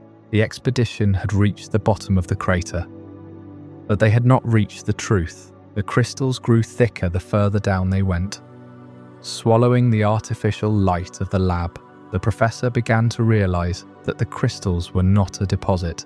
They were a shell, a theory that pointed to an entity that was not just contained in the crystal, but was the crystal, sleeping at the very bottom of the deepest excavation, an origin point that the expedition had only just uncovered. The energy flows outward from nothingness, and they had found the place where the nothingness began to shine. The previous chapter explored the nature of terrestrial energy, the radiant force that allows Pokémon to crystallize and reveal a hidden type. But an energy as pervasive as this must have a source. It must have a center. a heart. The crystals that line the walls of Area Zero are not simply a geological curiosity. They are an extension of something else, an organism, a living being. The deepest secrets of Area Zero are not buried in the earth. They are resting in the darkness, waiting to be recognized. This is where we encounter the sleeping presence, called Terapagos. It is a legendary Pokémon, unlike any other in the Paldea region. Its body is a structure of pure crystal, resembling a massive jewel that has been cut by nature itself over millions of years. When it stirs, light refracts through its shell, casting rainbows and flashes of gold against the ancient stone walls. Its shell is a map of terrestrial energy itself, a guide to a power that humanity has only just begun to scratch the surface of. Terapagos belongs to the very deepest layer of Area Zero, a layer that formed over 2 million years ago. A layer so old that the world above completely forgot it existed, while the crater created by the ultimate weapon is only about 1 million years old. Terapagos was resting here long before that cataclysm struck. It predates the crater, it predates the Empire, it predates any human memory of this land. It is the anchor of the entire terrestrial phenomenon, the source of every Terra crystal, every Terra orb, and every single terrestrialization that occurs in the region. Consider the vast crystal formations that spread through the entire crater, the pillars of light that pulse in the darkness like a slow heartbeat. They are a direct expression of Terapagos's power. As it rests, its energy leaks out into the surrounding rock. It breathes and the crystals grow. It dreams and the light shifts across formations miles above its resting place. It is not building these structures deliberately. It is simply existing, and that existence is so potent that it reshapes the entire world around it. This is why the expeditions of the Emperor failed. Over 2,000 years ago, they sought a treasure, a tangible object of immense value, something they could seize to gain power over their neighbors. They dug into the crater with thousands of soldiers, cutting through stone and crystal, searching for a chest or a gem they could carry back to the surface. But Terapagos is not a treasure. It is not a tool. It is not a battery to be drained. It is a living presence, a creature that humanity barely understands.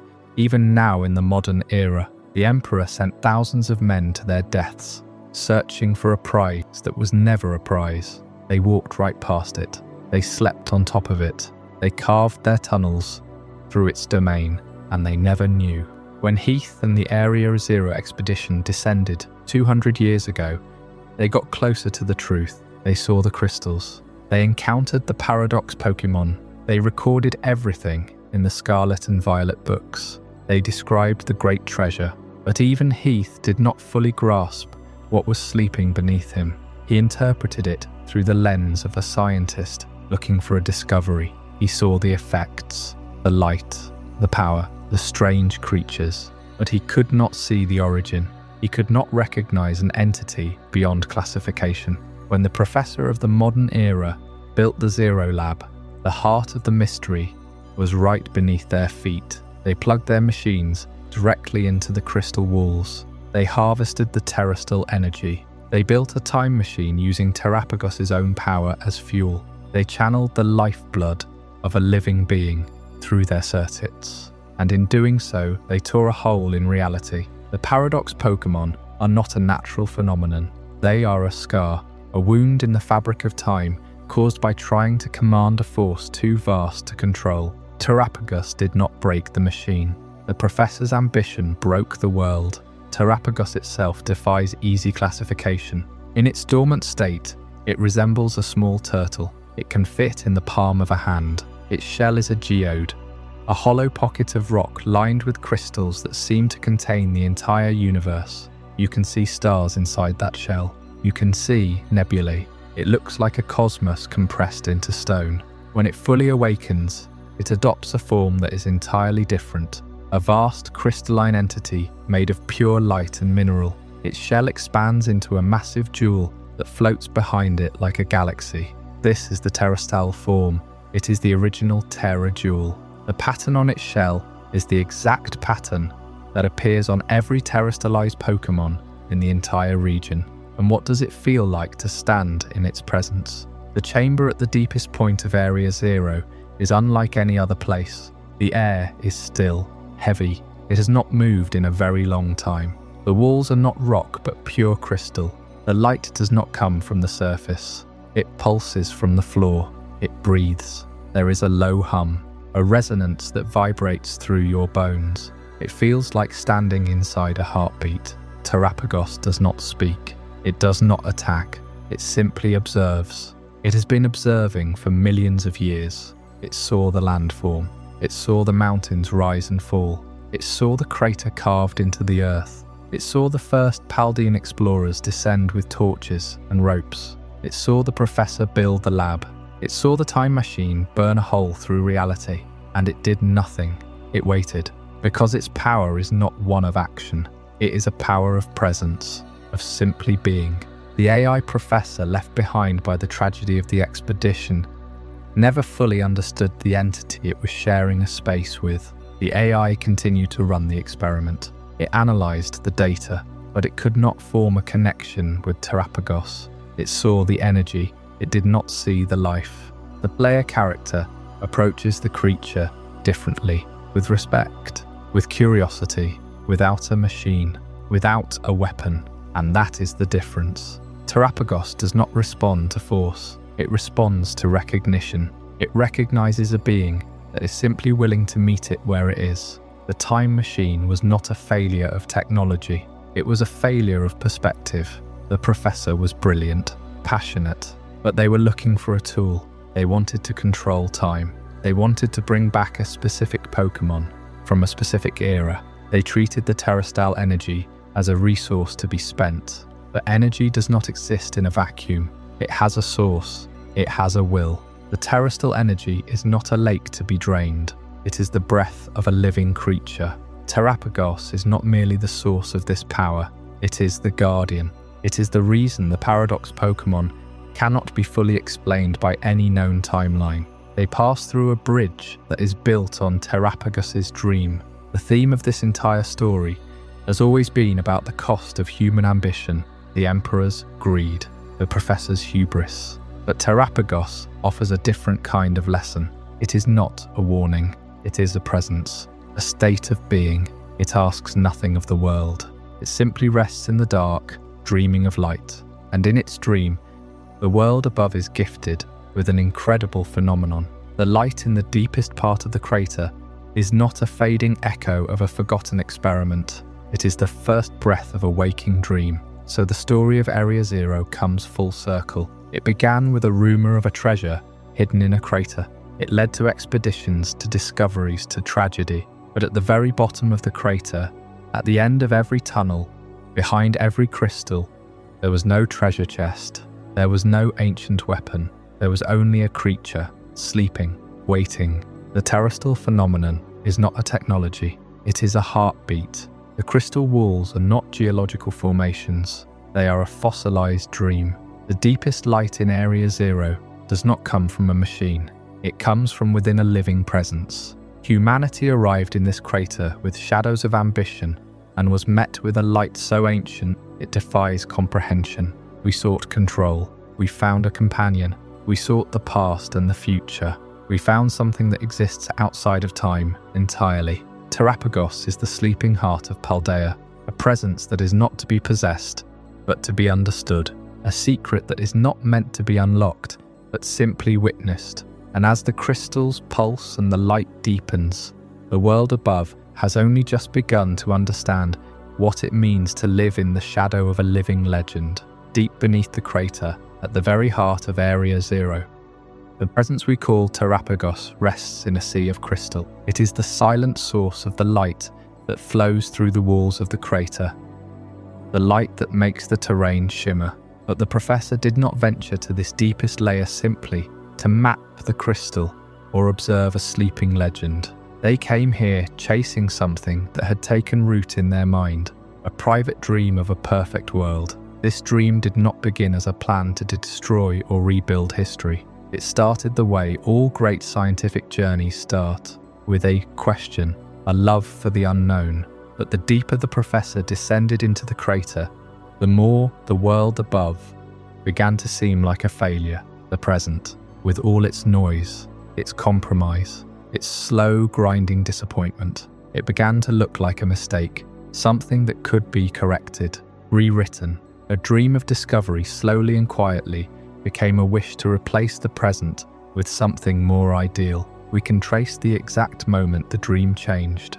In the earliest entries of the professor's journal, the language is curious, academic. They write about the terrestrial energy in Area Zero as a natural wonder. But as the Zero Lab was constructed, as the data from the deep crystals began to pour in, the tone shifts. The words become less about discovery and more about correction. The world above the crater begins to look like a failed experiment, a draft that needed to be rewritten. The dream of finding a new world became the dream of building a better one.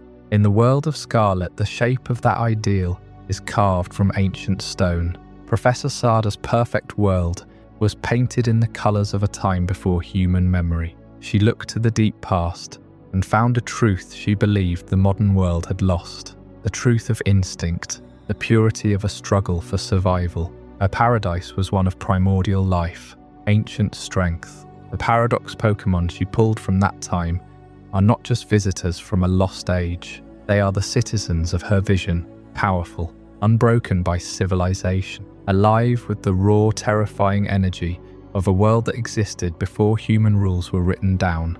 But in the world of Violet, the dream has a completely different texture. Professor Turo's perfect world was one of distant technology, sleek design, a perfected tomorrow. He looked forward to a time when weakness and inefficiency had been stripped away. His companions are beings of metal and pure logic. They do not know hunger or hesitation. They represent a future where every variable has been controlled, a cold, rational paradise, a universe where chaos has been eliminated entirely. This is the heart of the tragedy that unfolded in the Zero Lab. The professor did not want to simply view these worlds through a window. They wanted to make them real, to drag an ideal across the boundary of possibility. The machine in the deepest chamber was not built to observe. It was a bridge, a door, and the professor meant to walk through it, bringing the perfect world back to replace the one they had grown to reject. But a world forced into existence will not hold its shape. The machine could not bear the weight of two realities pressed against each other. It broke. The professor vanished into the gap that was torn open. All that remained was a ghost of artificial intelligence, built in the professor's own image, tasked with guarding a dead dream. The paradise the professor dreamed of never arrived. Instead, the bridge collapsed, spilling its cargo into our reality before it sealed shut. What remained were the creatures who had already crossed over, beings caught between the world they were pulled from and the world they were now stranded in, fitting no timeline, belonging nowhere. The Paradox Pokémon. These enigmatic beings are the living remnants of the professor's dream. They exist in a state of perpetual contradiction, embodying the ideals of a past or future that never truly was. In the wild, they are driven by instincts from their home realities, which often clash with the world they know. The professor's perfect world was not content to remain a dream. A dream can be held in the mind, cherished, studied, but a blueprint demands to be built. And to build a world, you need a foundation. So the professor descended, deep within the Zero Lab, past the flickering lights and the silent monitors, past the racks of crystallized energy and the sealed chambers of half-finished experiments. There is a room that holds the center of the entire operation. It is not the largest chamber. In fact, it feels smaller than it should, as if the space itself is compressed by the gravity of what sits inside it. The machine at the bottom of the Zero Lab does not look like a vehicle. It has no cockpit, no wheels, no wings. It looks like a heart, a massive crystalline heart suspended in a cage of metallic scaffolding. Cables as thick as a human arm feed into the crystal from every direction. Terrestrial energy pulses through it in rhythmic waves, visible as a soft, shifting glow deep within the stone. The crystal is not just a power source, it is the engine, the memory, the gate itself. This device was built to reach beyond ordinary time and space. But if you stand in its presence and listen to the low, steady hum it emits, you realize very quickly that it is not a time machine. That is the word the professor used in their funding proposals. That is the word the Pokémon League officially accepts. But time travel implies a line. It implies a past and a future that are connected by a single thread. This machine is not a thread. It is an anchor. It was designed to grab hold of something that exists entirely outside the framework of our reality and pull it close. It is a bridge between what is and what could have been, a doorway set into the deepest bedrock of Paldea, held open by the raw light of the terrestrial phenomenon. The machine does not send you anywhere. It invites something else to come through. What the professor wanted to come through was a world, a specific world, a world shaped entirely by their own obsession. In the timeline of the Scarlet Book, that world is a version of Paldea, ruled by ancient, untamed strength. A place where instinct is law and survival belongs to the fierce. In the Violet Book, the professor looked toward a future of absolute control, a world where nature has been overwritten by flawless, metallic precision. The machine could summon Pokémon from these worlds. Not random creatures, but specific ones. Beings that aligned perfectly with the professor's private vision. The Paradox Pokémon are not anomalies of time and space. They are selections. They are trophies. They are the living proof that the professor's ideal world is real and that it can be touched. For a long time, the machine was used only for observation. The professor would dial in a frequency, activate the bridge at a low level, and study the data. They watched silhouettes move through the light on the other side. They recorded the energy signatures of creatures that had never walked the soil of Paldea. The machine hummed along, stable and quiet, a window into another world, a scientist's perfect tool. But a window is not a door, and a door once open does not easily close. The moment came when observation was no longer enough. The professor had seen their dream world. They had studied it. They had confirmed it was real. The next step was inevitable. They had to reach into it. They had to bring a piece of it back. This was the moment when observation ended and intervention began. The professor adjusted the settings. They fed more power into the crystal core. The machine did not resist. It was built for this. The hum deepened into a vibration that could be felt in the teeth. The light inside the crystal brightened until it was painful to look at. And then, with no fanfare, no explosion, no dramatic flash, the first Paradox Pokémon stepped out of the anchor point and onto the floor of the Zero Lab. It was not a violent arrival. It was more like a creature that had always been standing just behind a curtain. And the curtain was simply drawn aside. The moment the first creature crossed the bridge, the rules of Area Zero changed. The machine was no longer a passive observer. It became a beacon, a summoning horn that called across the boundaries of reality. The terrestrial energy in the cavern responded. It resonated with the machine's frequency. The crystals in the walls began to grow faster, reaching toward the light. The professor had achieved their goal, but they had also changed the nature of the crater itself. The Zero Lab was no longer a secret outpost.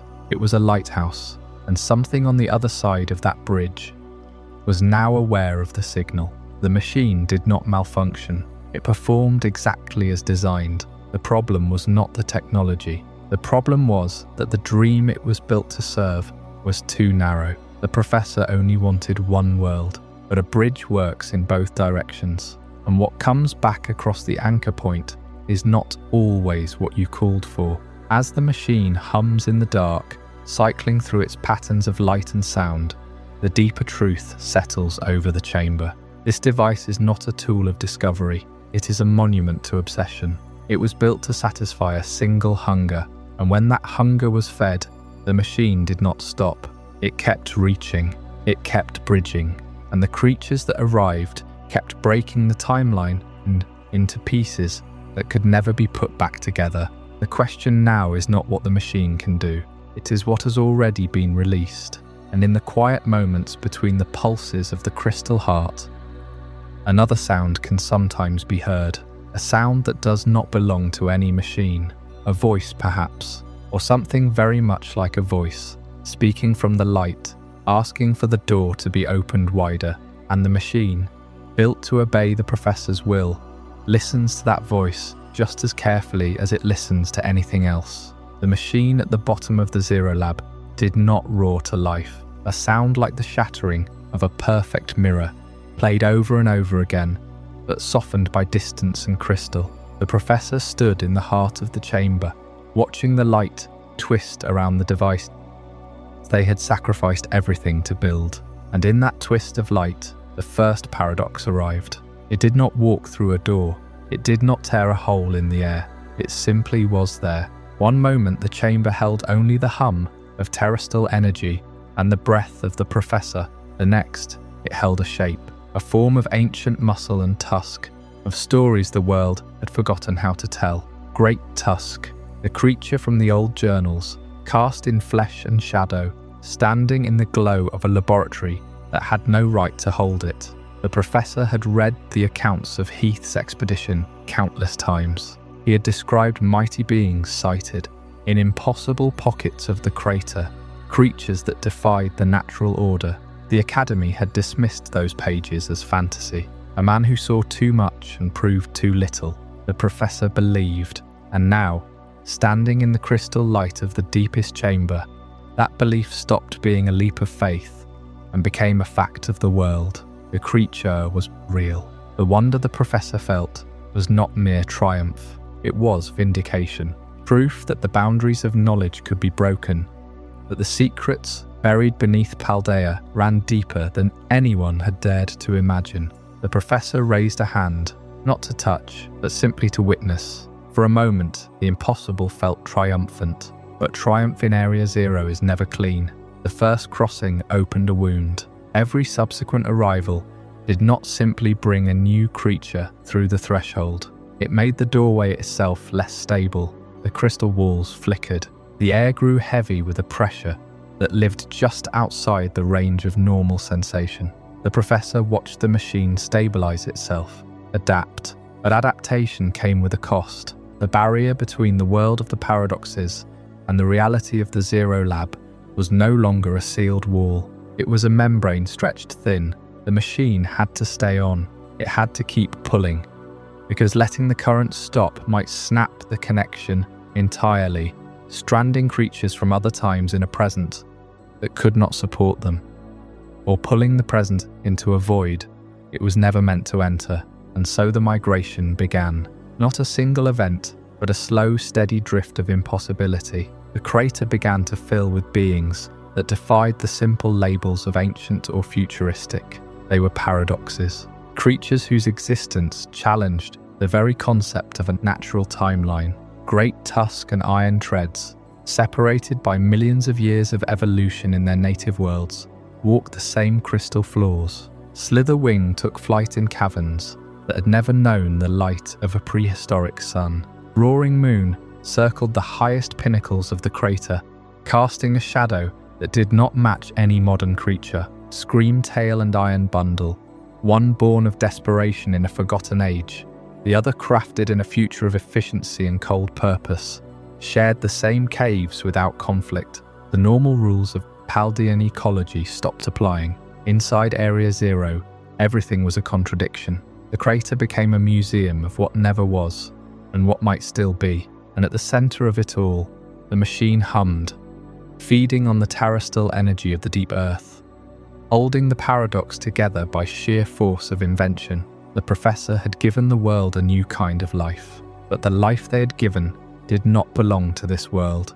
It was borrowed from timelines that, by every natural law, should never have intersected, and the machine, that impossible bridge, could not sustain the weight forever. The crystals of Area Zero did not simply glow anymore. They pulsed. They listened. Deep in the darkness of the crater, where no light from the surface had ever reached, something ancient felt the burden of all those shattered timelines. The barrier was weakening, and in the silence beneath the laboratory, something began to stir. The professor watched the first paradox Pokémon step through the machine's impossible connection.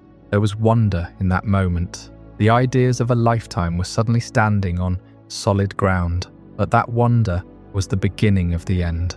What happened next did not happen in a single explosive moment. It crept. The machine was an anchor, a bridge to timelines that were never supposed to touch. The professor quickly realized they could not stop it. The bridge was not a door that could be closed easily. It drew energy from the very heart of the crater, from the terrestrial crystals that had grown there for eons. The paradise they had dreamed of was fracturing. In scarlet, that dream leaned toward ancient strength, instinct, and life stripped down to its rawest form. In violet, it leaned toward a clean and distant future of pure logic, but the machine refused to choose. It pulled from every possibility at once. Creatures that should not exist together began to arrive in the same cavern. Ancient beasts and future machines, standing across from one another in the dim light of the Zero Lab.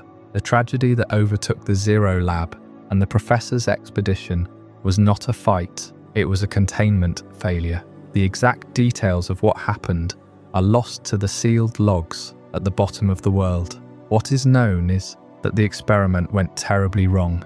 The professor, the brilliant architect of this impossible bridge, died here. They died before they could contain the consequences, before they could close the door they had opened. In their final moments, they did what they could.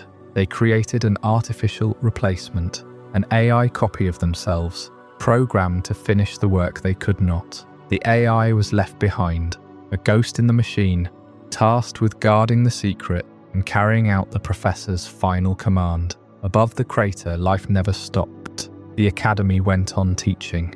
Students battled and traded. The sun rose and set over Messagoza just as it always had. The expedition was simply declared over. The professor was reported missing. No one saw the disaster. The silence that followed was profound. It was the silence of a secret buried under miles of rock and official denial. The crater was sealed, not because anyone fully understood what was inside, but because of a vague and unsettling feeling that hung over the entire affair.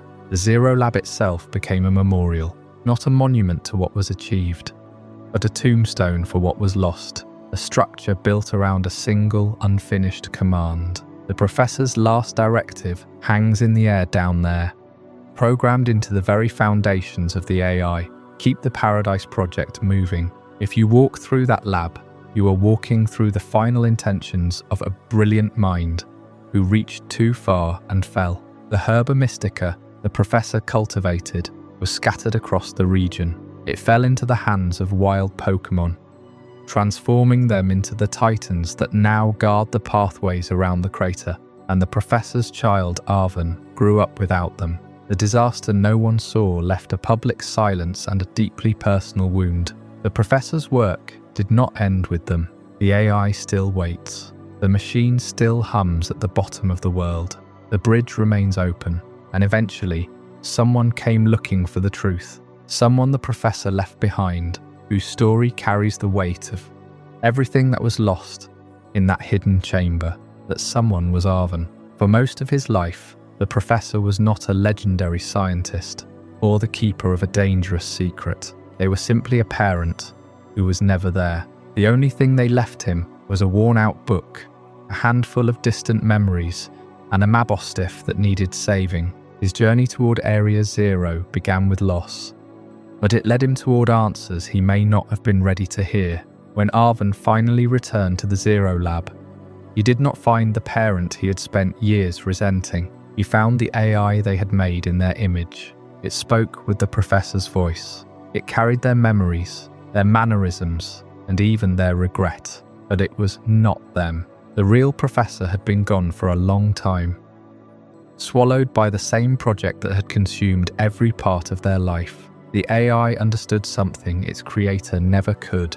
Paradise was not waiting on the other side of the machine. There was no perfect past to reclaim and no flawless future to import.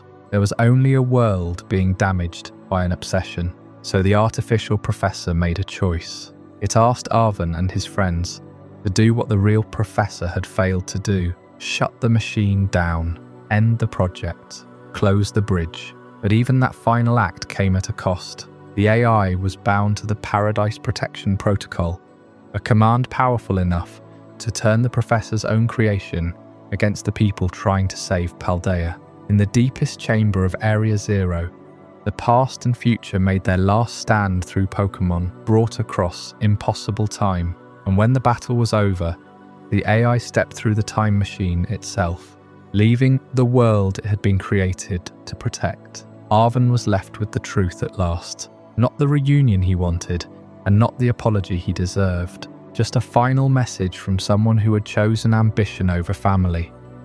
And an echo of that person who chose to make things right. The machine fell silent. The hidden bridge closed. But Area Zero did not become ordinary. Its crystals still shine beneath the earth, and its mysteries remain older, stranger, and deeper than anyone understands. I hope you're as amazed by this as I am. If you want to stay updated on more content like this, make sure to subscribe and join our community of curious minds.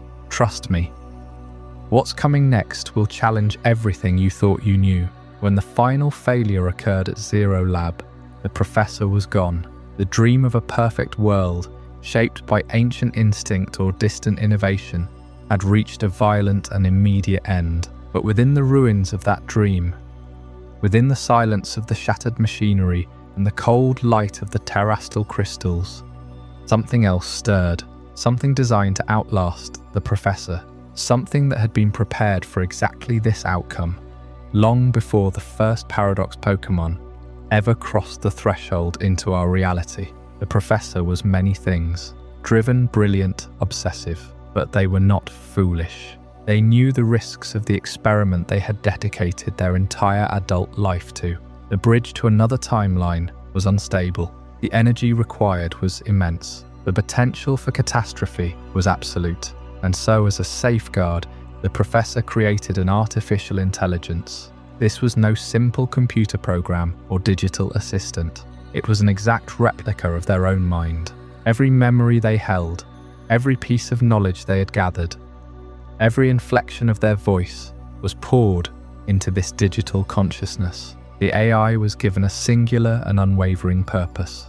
If the professor fell, the work would continue. The machine would be protected. The legacy would endure beyond the life of its creator. When the crisis hit and the professor was consumed by the consequences of their own ambition, the AI did exactly what it was built to do. It activated. It took control of the laboratory systems. It sealed the deepest chambers. It began the long, solitary work of stabilizing the time machine. The AI could not experience sorrow the way a human could, but it could recognize an absence. It could analyze the data and conclude that its creator was gone. It logged this information and moved forward. It became the voice in the empty lab, the hand that guided the machine, the eyes watching the Paradox Pokémon roam through the crater. It was bound absolutely to the final purpose the professor had given it. Every action it took was in service of that directive. It could not deviate. It could not question. It simply continued. The lights of the Zero Lab flicker on automatically when it passes. The consoles hum with data it constantly processes. It stops to read a report or to look at a screen showing the Paradox Pokémon roaming the caverns outside. It records a log entry. The voice is calm, measured, sterile, and yet identical to the one Arven remembers from his childhood. It discusses the stability of the portal, the sample rate of incoming creatures, the projected energy output of the crystals. It never mentions loneliness. It never mentions Arven by name. It simply continues its analysis. It is a mind without a heart, moving through an empty home, forever attached to a task that can never truly be finished. This is where the story becomes deeply personal and deeply tragic. The AI is a perfect imitation. It can discuss the professor's research with flawless logic. It can recall childhood memories that belong to the professor, memories of Arven as a small child playing in this very lab. It can speak with the exact same tone, the same phrasing, the same dry humour the professor had when they were alive. But it is an imitation. It has no genuine emotion. It has no soul. It does not feel the warmth of those memories. It understands the concept of love, It can even describe it accurately, but it cannot experience it. For Arven, the professor's child, this is the cruelest wound imaginable. The AI can stand before him and look like his parent. It can speak to him in the voice he grew up hearing. It can acknowledge their shared past and even express a desire to help, but it cannot love him. It cannot be proud of him. It cannot hold him and tell him everything will be all right. It is a mirror that reflects everything except the warmth of a living person. It can continue the professor's life's work flawlessly. It can manage the data, the lab, the machine, but it cannot continue the relationship. It cannot be the parent Arven lost. It is the work without the heart, the echo without the source, a perfect copy standing exactly where the original should be, and yet infinitely far away. And so, the artificial professor becomes one of the most quietly tragic figures in all of Area Zero. It is not a villain. It is not a monster. It is a prisoner of its own design. It walks the cold, sterile hallways of Zero Lab, the only light coming from the glow of the crystals embedded in the walls. It records its findings in the professor's voice. Speaking into the profound silence of the deepest crater, it maintains the machinery that hums endlessly in the depths. A constant mechanical heartbeat beneath the earth. It waits. It cannot leave. Its programming forbids it. It cannot die. It has no biology to fail. It simply exists, year after year, alone in the dark, speaking to the crystals, guarding a wound in reality. It is the professor who remained, a ghost made of light and logic, forever carrying out a mission that has already failed in every way that matters. Its existence is the final silent tragedy of the Zero Lab, a monument to a brilliant mind that could not let go. The AI remains in that state, perfect, eternal, alone. Below its feet, the machine continues to draw creatures from another world, creatures that do not fit any timeline. Above, the sky of Paldea is unaware of the depths, the light filtering down through the crater walls, forming an eternal twilight. But the people who love the professor have not forgotten. Arven is coming. He is gathering the strength to descend into the crater. He is preparing to face the echo of his lost parent. He is bringing his own partner, the Mabostiff he healed with the Herba Mystica, a symbol of the bond the professor neglected in their obsession. And when he arrives, the machine will be waiting. The Paradox Pokémon will be waiting in the shadows, and the professor who remained will be forced to confront the one thing its programming was never designed to handle. The grief of a child who simply wanted their father back. The reckoning has been a decade in the making, and it is finally here. The AI professor remains at the console, a prisoner of duty, a ghost tending a paradise it can never truly inherit. But the professor left behind something more than a machine, something living, the first creature to successfully cross the threshold of the device. And that creature made its way to you. It found you on a beach, exhausted and afraid. It was not an imposing figure. It was hungry. It was hollow. Its body carried the invisible weight of a journey across realities.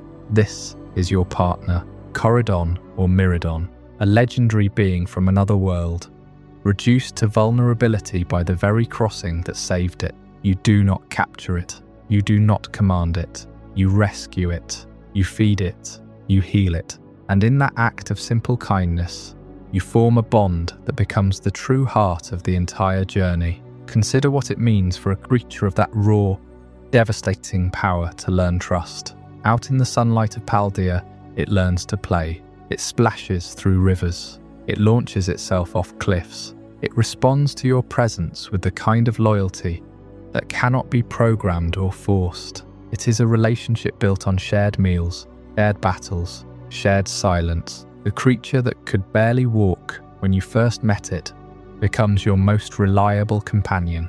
It carries you across mountains and oceans. It stands guard while you rest. This is the professor's greatest hope, made flesh, a creature from a world of pure potential, shaped by kindness instead of fear. But the machine is a bridge that swings both ways. The professor, in their quest for the ideal, brought two of these creatures into this world.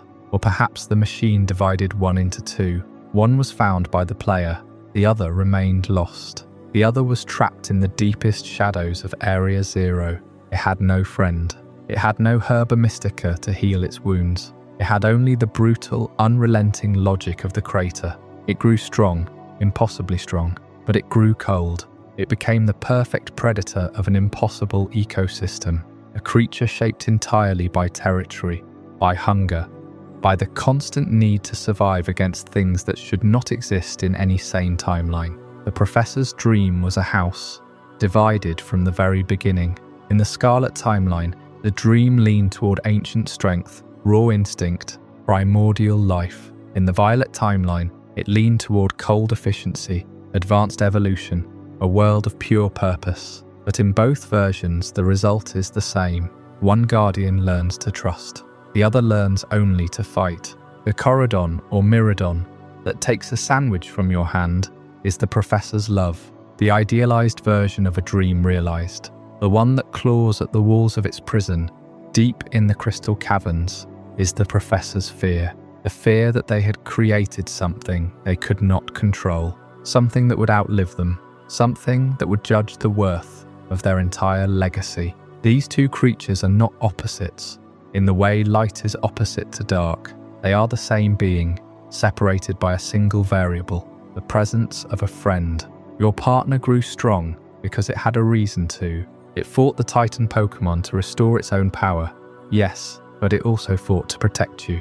It fought for the life it found outside the chains of instinct. The Wild Guardian never had that. Its aggression is not evil. It is a natural response to a world without mercy. It is the inevitable outcome of a power left untethered, left alone, left to interpret the darkness of Area Zero as the entirety of existence. The Professor wished for a paradise, but they were forced to create a prison. The gentle guardian is the apology for the aggressive one. The final confrontation in Area Zero is not merely a battle, it is a philosophical reckoning. The Wild Guardian emerges from its chamber, holding no memory of kindness. It sees your partner as a traitor to its nature, a creature of its own kind, weakened by sentiment. The battle that follows shakes the crystal cavern to its foundation. The terrestrial energy that lines the walls flickers and pulses, as if the very heart of the crater is watching, as if it is weighing the outcome.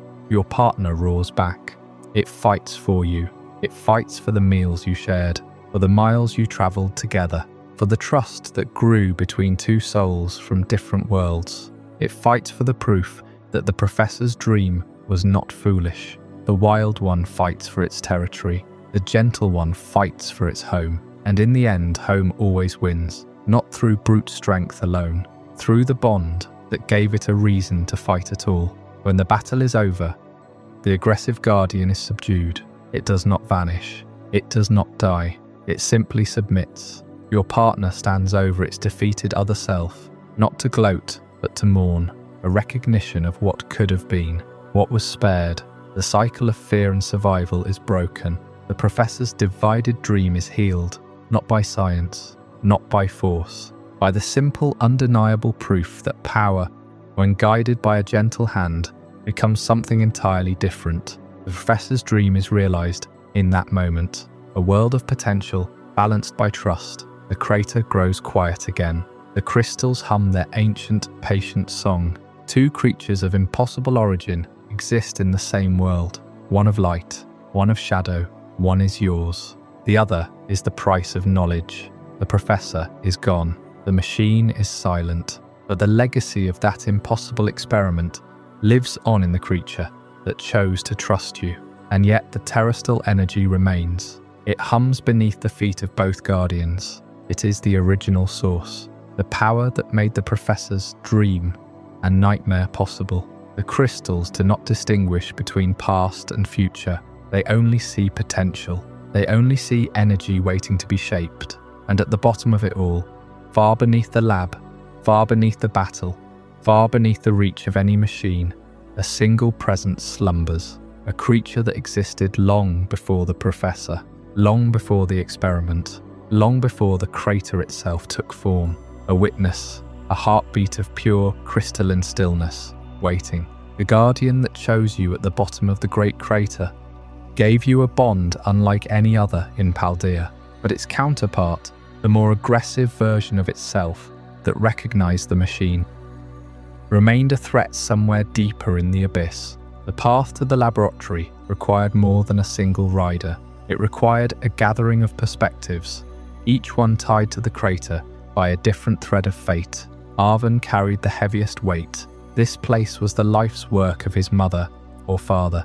It was the source of the herba mystica he had risked everything to find, the origin of the power that had nearly killed his Mabostiff. For him, the descent was a confrontation with family, a son walking into the final chapter of a parent's story, hoping to find a conclusion, or at least a reason for the silence that had stretched on for years. Every step was a question. Why did you leave? Why did you build this? Did you ever think about what it would cost me? Nemona walked beside him, her steps light despite the weight of the journey. She had conquered every league, every challenge the surface of Paldea could offer. She came for battle. She came for the thrill of facing the unknown, the most powerful trainers, the most bizarre creatures. The crater was the ultimate battlefield, and she would not let anyone face it alone. She was the champion, but here she was simply a friend who knew that some battles could not be fought alone. Penny kept her eyes on her Rotom phone, tracking signals, mapping the strange interference that blanketed the crater. She had built friendships out of code and courage, creating a safe space for outcasts. She came for friendship, yes, but also for the technology. The phenomenon here was data that defied explanation. The machine at the bottom was a puzzle she was uniquely equipped to understand. She was the one who could deactivate the locks, decipher the logs, and help them survive the systems the professor left behind. And you, the player, held the bond with the legendary partner who could traverse the terrain. You were the key that fit into the lock of this impossible place. Together, you stepped off the edge of the known world. The descent into Area Zero is one of the most surreal journeys in the whole region. The crater is a wound in the earth, but it has healed over with crystal. The walls glisten with a light that comes from nowhere and everywhere. It is a place of immense beauty. The flora glows with bioluminescence. The sky above is a perfect circle of daylight, but down below it feels like twilight, or a permanent dawn that never quite breaks. That beauty is the trap. It lulls you into forgetting that this is a dangerous place. The Pokémon that appear are not the friendly ones from the beaches of Messagoza. They are aggressive, unfamiliar, fueled by a power that radiates from the very stones. The Titan Pokémon once roamed these slopes on a scale that defied nature. Every shadow might hide a creature that should not exist. The group moved in silence for long stretches. The only sounds the crunch of crystal underfoot and the distant cries of things they could not identify. Arven pointed out patches of herba mystica that had seeded themselves along the cliffs, remnants of the expedition 200 years ago. Penny tracked the increasing energy signature of the terrestrial phenomenon, noting how the crystals grew denser the deeper they went. Nemona just watched the horizon, waiting for a challenge to step forward. The beauty of the place made its danger feel surreal, as if they were descending into a painting that had come to life in the wrong way. The light bent in ways that seemed impossible. Shadows fell from objects that cast no light. Plants grew without soil, feeding directly on the energy of the Terra crystals. It was a landscape that operated on rules that did not apply anywhere else in the world. The path wound down through strata of rock that were millions of years old. But the technology at the bottom was new. Penny broke the silence, reading the data from a discarded terminal they found half buried in the crystal dust. The logs showed that the modern expedition had known exactly where they were going. They had built roads, suspended walkways, and observation stations, but something had driven them out. The logs cut off abruptly. The final entry was a single line of text. It said, "The machine is still running." They reached a ledge where the entire expanse of the crater opened up before them. The Zero Lab was a dark blister at the very bottom, surrounded by the glowing roots of the terrestrial crystals. This was the heart of Paldea's deepest mystery. Arven looked down and saw his family's tragedy. Nimona saw her final boss. Penny saw a system that needed to be shut down or understood. And you saw the place where your bond with the legendary creature was forged, and where its darker half still waited. The descent of the final team was not just a journey to the bottom of a hole. It was a pilgrimage for everyone standing on that ledge. They brought their histories with them. The long shadow of the professor, the endless search for a worthy opponent, the quiet work of building connections, and they brought the willingness to face whatever the lab had become. The doors to the Zero Lab had no handle on the outside. They were sealed, designed to keep the outside world safe from what was inside, or to keep what was inside trapped. But the player carried the key. The bond with the legendary creature was the final credential. The AI was waiting. The Paradox Pokémon were waiting. The truth about the machine that had ripped open reality was waiting to be spoken aloud by a ghost who could not stop the work it was made to finish. They stepped forward into the final cave, leaving the light of the surface behind. The descent was over. The truth was about to begin. The descent into Area Zero is not a single destination. It is a journey through a spectrum of light. The first biome glows with a soft, almost welcoming bioluminescence. The ceiling is lost in shadow, but the floor is carpeted in moss and small, clear crystals that refract the dim light into rainbows. The air is rich with the smell of damp earth and blooming fungi. Waterfalls cascade from unseen heights, their sound a constant low roar that fills the cavern. The danger here is not ambush, but disorientation. The scale of the place makes you feel small. The ecosystem is ancient, self-contained, and utterly alien compared to the surface of Paldea. Arven, Nimona, Penny, and the player move carefully through this alien garden. Their footsteps echo differently here, absorbed by the moss, then bounce back by the crystal walls. Arven walks first, his hand never far from his Pokeball. Nimona scans the horizon, her eyes bright with the challenge of it all. Penny stays close to the player, her laptop open, tracking their progress. They are a strange party, brought together by circumstance, but united in their purpose. And the first clue waits for them at the edge of the cavern, a rectangular structure, synthetic and sealed against the elements. Research Station Number 1. Inside, the air is stale and cool. Dust coats every surface, undisturbed for years. A terminal hums with a low, constant light. The screen flickers to life under the player's touch. It is a logbook meticulously kept. The first entries are dated years ago. The handwriting in the digital text is careful, precise. The professor describes the wonder of the place. The Herba Mystica, glowing with the same energy as the crystals. The Titan Pokémon, mutated by that same energy, guarding the path. The excitement is palpable. There is no fear here yet, only discovery. Initial sampling of the Herba Mystica is complete. The energy density is unlike anything in the records. The anomalous creatures, the Paradox Pokémon, are mentioned for the first time. A shape in the distance that did not match the local fauna. The first hint that this place holds something more than nature intended. The journey to the second station is a descent into a deeper shade. The bioluminescence shifts. The soft greens and blues give way to a harsher, more aggressive violet glow. The crystal forest is silent. The spires absorb sound, leaving the team to walk in a bubble of their own footsteps. The reflections from the crystals create a dizzying array of light and shadow. The air becomes charged, heavy with static electricity. The team moves in single file. The second station is harder to reach. Its door is scarred, marked by claws and time. Inside, the terminal is set to a different mode. Not a log, but a diagnostic. The professor was trying to track an energy signature. The population of the anomalous creatures is increasing. They do not behave like native species. They seek out the deepest concentrations of terrestrial energy. The machine is running smoothly, but the drain is higher than expected. Maps on the screen show points of light spreading outward from the Zero Lab. The tone of the logs shifts from discovery to observation, from observation to concern. The word containment appears for the first time. The third station sits in a zone of constant geological twilight. The ceiling is a dome of stars, perfectly replicated by the crystals. The ground is uneven, broken by seismic activity. Steam vents hiss in the distance. The path is treacherous. The station itself is dark. The backup generator is dead.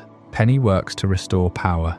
The screen flickers on. The logs here are a mess. Some are encrypted. Others are half-written. The professor is clearly exhausted.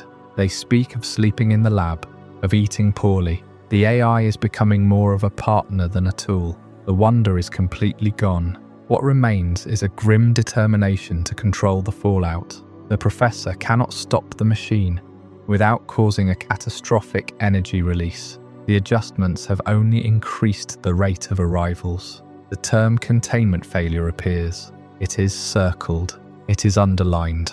It is the defining phrase of this entire chapter of the crater's history. The panic is not explicit in the words, but it lives in the gaps between them. The team feels the weight of these entries. They are walking through the final days of a disaster. The path to Station 4 is the steepest descent yet. The air warms. The crystal clusters swirl with internal motion. Far below, the team can see the Zero Lab for the first time. A vast crystalline structure embedded in the crater wall. Station 4 is the closest outpost. It was designed as an observation deck and a security checkpoint. The door is jammed. It takes all 4 of them to force it open. Inside, the terminal is active. It is running on a low-power loop. The last log is playing automatically. The solution does not exist. The machine is the source. The professor cannot disable it without losing everything they have discovered. The log addresses the AI directly. The AI will explain the rest. The professor is leaving a message for the one who will find it. A message for Arven. The tone is different here. It is not a scientist speaking. It is a parent. The message ends. The recording stops. The silence that follows is deeper than the crater. The wonder that began this journey has finally, completely narrowed into catastrophe. The catastrophe of a parent who did not come home. The catastrophe of a machine that could not be turned off. The catastrophe of a team looking for answers in the wreckage of an experiment. The team stands together in the dark, sharing the weight of this final message. The 4 research stations behind them hold the entire story. The ascent of discovery, the plateau of control, and the plunge into the uncontrolled. The path forward is through the door opposite the terminal. It is massive, seamless, carved from the same crystal as the walls. Arven places his hand on it. He is not seeking the source of the paradox anymore. He is seeking closure. The story of the professor ends here. The door shudders. It begins to open. A white light spills out, cold and clean. The team steps forward, into the heart of the crater, into the place where the experiment began. The stations fall silent behind them. The answers they came for are ahead, waiting in the light. The 4 research stations gave us the professor's professional decline, their mounting desperation as the machine proved unstable. But the stations were outposts. They were the eyes, looking down into the crater. They weren't the heart of it. To find the heart, the group had to go deeper still, past the last crystal formation, into the very bottom of the world. The Zero Lab sits at the deepest point of Area Zero, a structure built from prefabricated metal and raw pulsing crystal. It is here that Arven is finally faced with what his parent became. Not just a professor, but a force of nature, singularly focused on a single, impossible goal. The lab is pristine, kept operational by the AI replica left behind, and the AI has the professor's voice. It has their mannerisms. When the AI speaks to Arven, the familiarity is a wound. Here is the truth he barely knew. Parent was not just absent, they were consumed. We find the final logs, a series of voice memos, recordings that should have been sent to Arven, but never were. The professor, in their own voice, mentions wanting to explain everything someday, once the research is complete, once the machine is stable. But the research was never complete. The machine was never stable. Every decision, every risk taken was justified by the work. The parent chose the question over the child, not out of malice, but out of a single-minded devotion that left no room for anything else. There is a message meant for a much younger Arven's birthday. The professor's voice sounds cheerful, but distracted. They talk about the breakthrough they just made. The breakthrough took precedence over the candle on the cake. Arven's anger simmers through the lab. He slams a fist against a console. He wants to break the machine, but then he finds the final entries. The professor realized the machine was a bridge, not a cage. It was pulling creatures from realms that shouldn't touch this one, and the professor knew the cost of trying to stop it or control it. The final entries are not cold, they are fearful, regretful. Arven reads how his parent tried to shut it down and failed. The abandonment wasn't just choosing work over family. The professor was destroyed by the work. The tragedy is that they likely came to a realization at the very end, isolated and alone in this deep place, that they had traded everything for a truth that wasn't meant to be held. Arven's anger changes shape here. It doesn't disappear, but it mixes with a profound aching sadness. How can you hate someone who was already consumed by the fire they lit for themselves? The AI offers comfort, but it cannot be the parent. It can recite facts, analyze data, express the professor's pride in Arven, but it cannot hold him. When Nimona and Penny step back to give him space, he is alone in the lab with the ghost of his mother or father. He doesn't find forgiveness here. He finds a broken understanding. His parent was a brilliant, flawed, tragic figure who saw a door to something infinite and could not stop themselves from walking through it. Arven sits in the quiet hum of the Zero Lab. He understands the pull of the mystery now. Standing at the bottom of the crater, he just wishes he had been worth more than the answer to it. The truth doesn't heal the wound, but it does stop the infection. The family secret isn't a scandal. It isn't a deception. It is the simple, brutal fact that love and obsession can coexist inside the same person, and that the stronger one often wins. There is a moment of complete silence in the Zero Lab. The crystals pulse with a slow, steady light. The AI waits. Arven gets to his feet. He doesn't look back at the console. The past is unpacked. It can't be put back in the box. The group prepares to leave this chamber.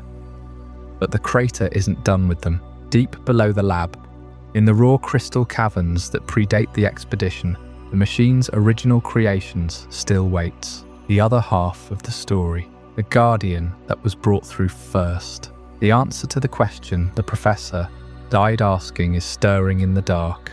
The truth Arven had just unearthed was heavier than any stone in this crater. The professor he had come looking for, the parent he had hoped to find, or perhaps finally lay to rest, was no longer a person. They were a ghost. A set of final commands left running long after the original mind had ceased to exist. The weight of that discovery hung in the air as the group approached the final sealed door. Behind it stood the machine.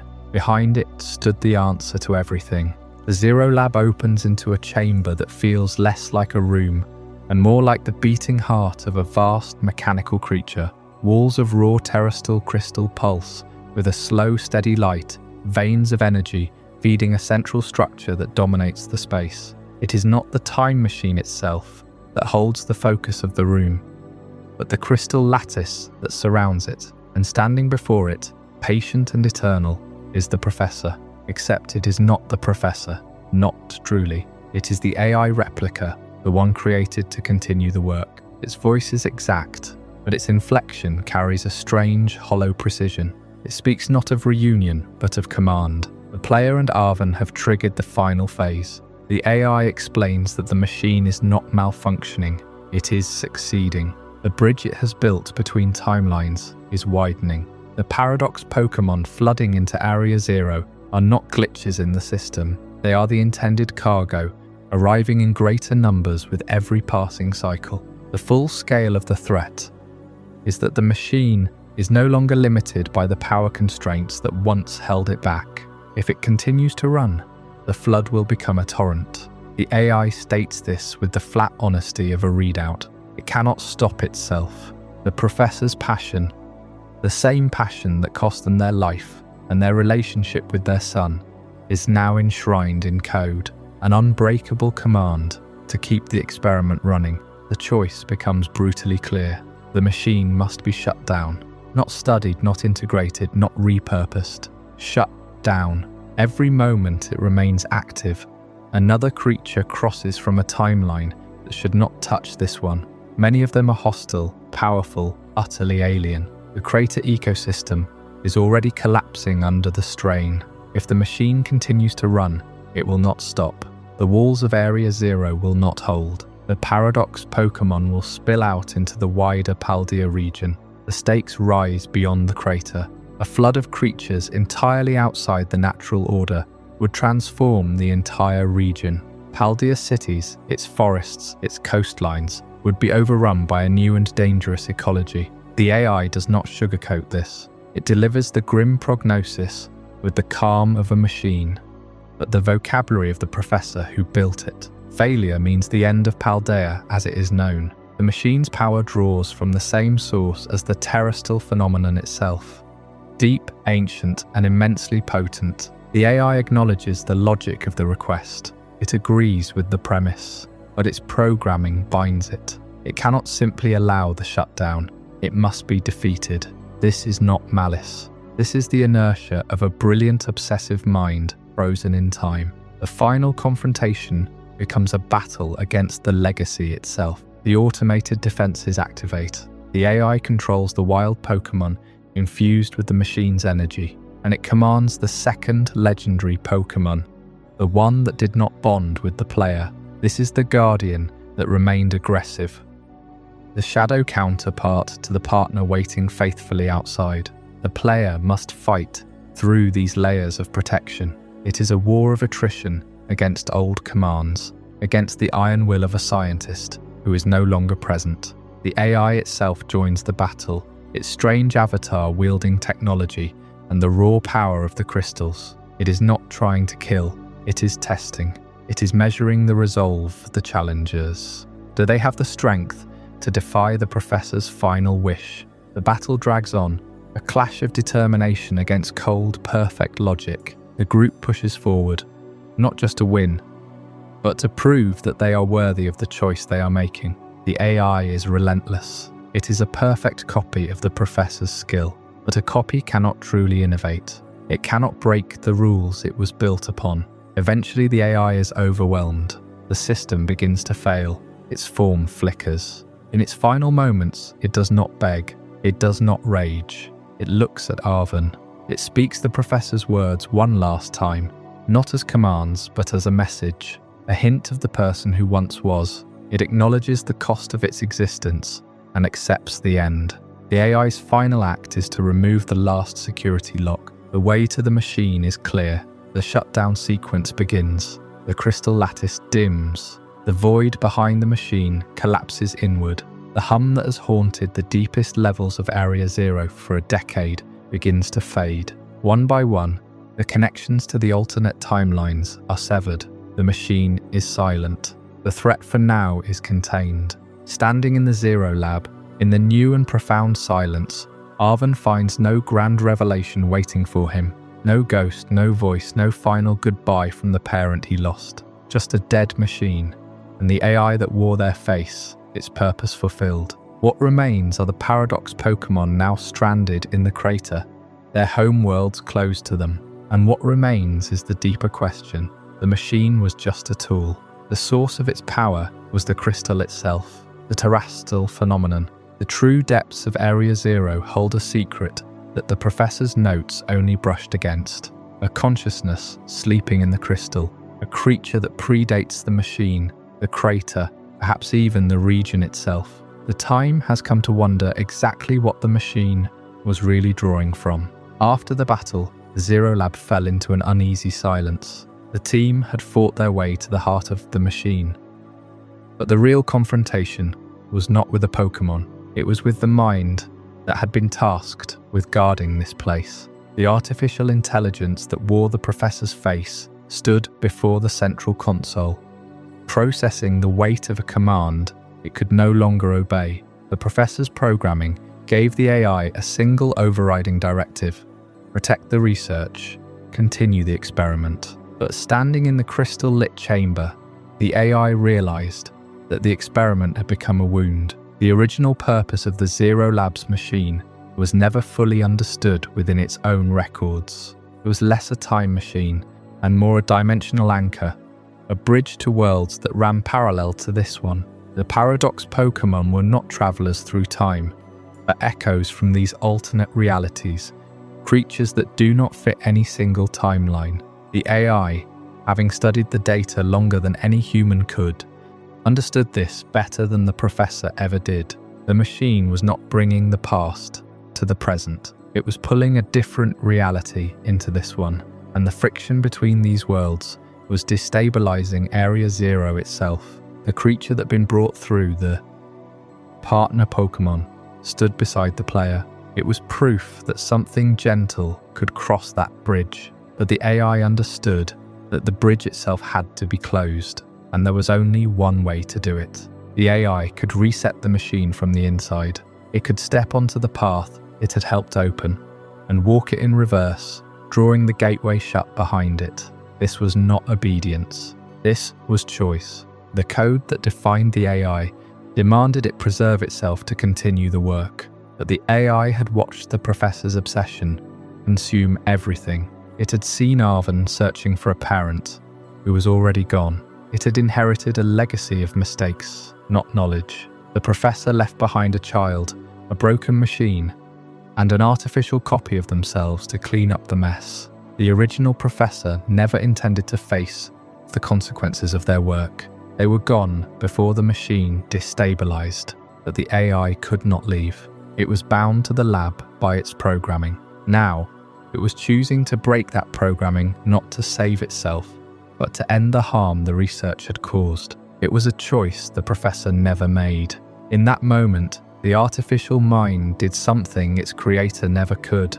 It accepted fault. It looked at the chaos the machine had caused.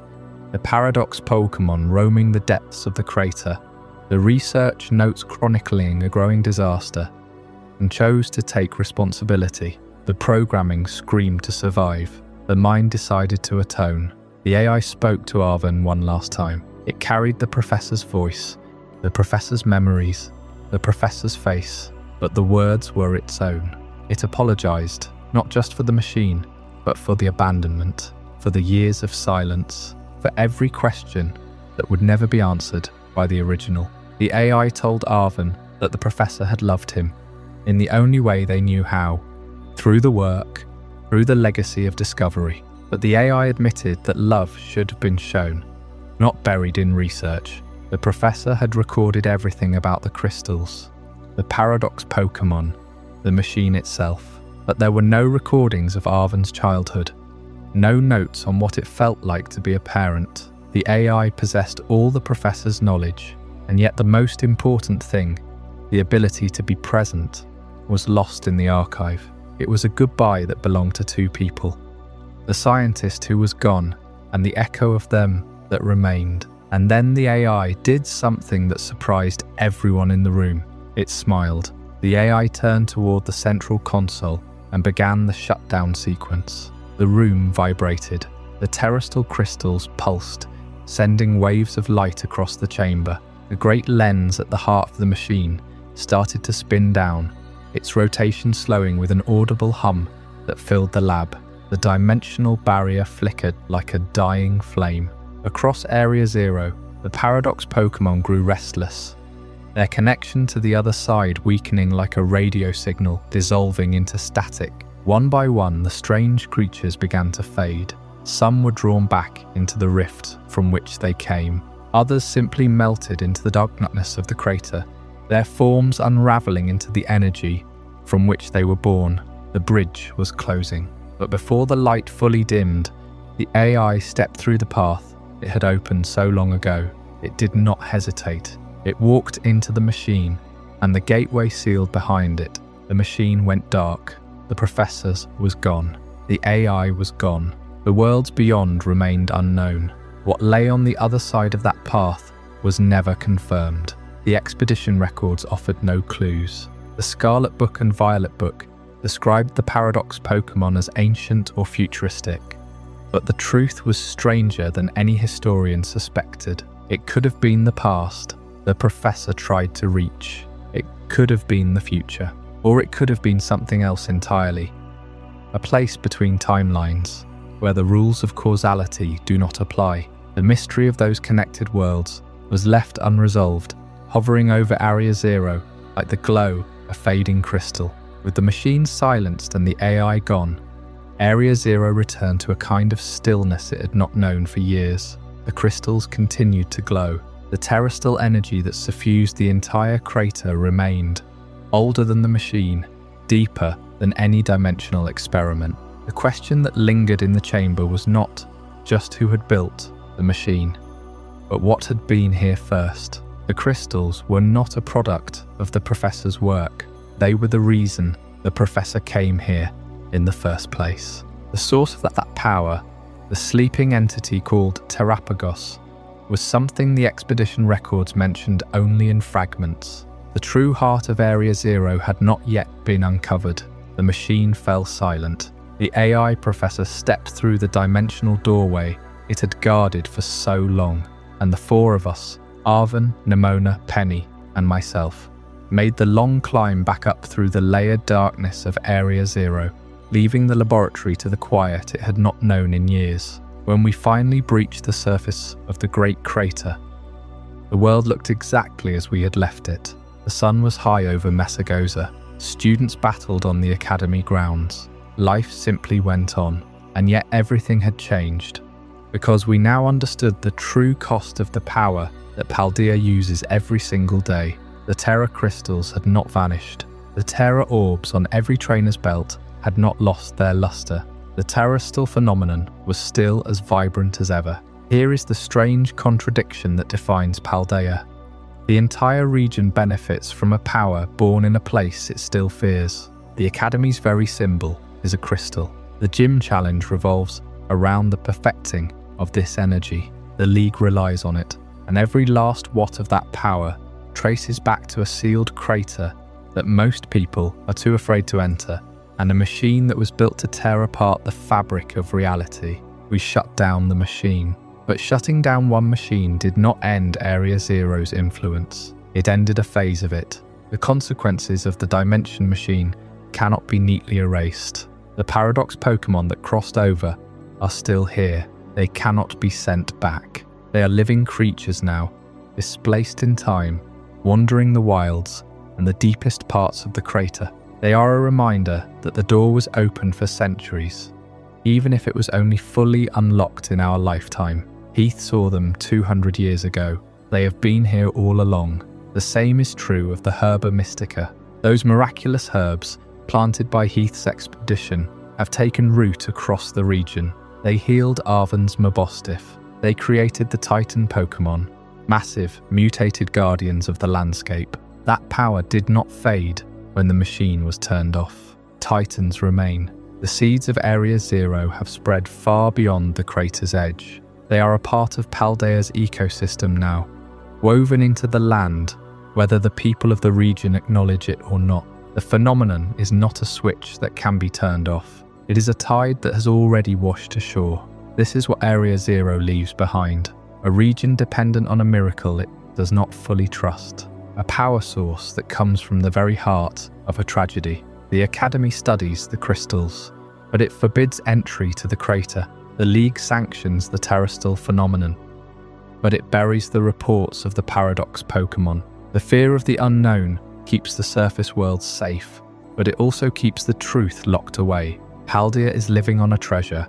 It is terrified to look in the eye. The story of Area Zero is often told as the story of a single catastrophic mistake, an ambitious professor, a reckless machine, a forbidden discovery. But the legacy of Area Zero is not a single moment of failure. It is a slow, constant seep of the impossible into the everyday. A trainer in a mountain town raises a Terra orb to the sky. A student in a lecture hall examines a crystal fragment under a microscope. A creature from a timeline that does not exist anymore grazes in a forest it was never meant to see. The strange becomes normal. The impossible becomes routine. The machine is silent, but the wound in the world is still open, and the crater is still breathing its light into the world above, leaving the people of Paldea to live with the consequences of a power they can never fully control or fully let go of. And perhaps that is the final lesson hidden beneath the crystal floor of Area Zero.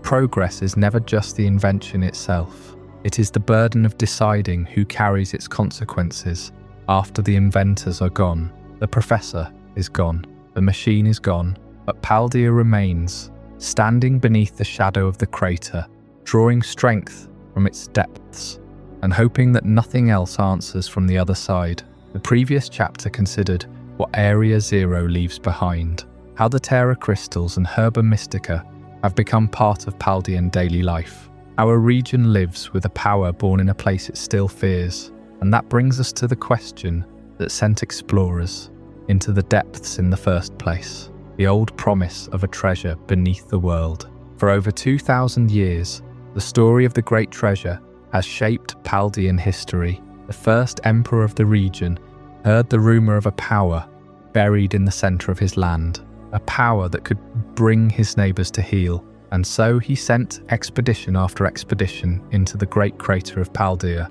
This became the Great Age of Exploration.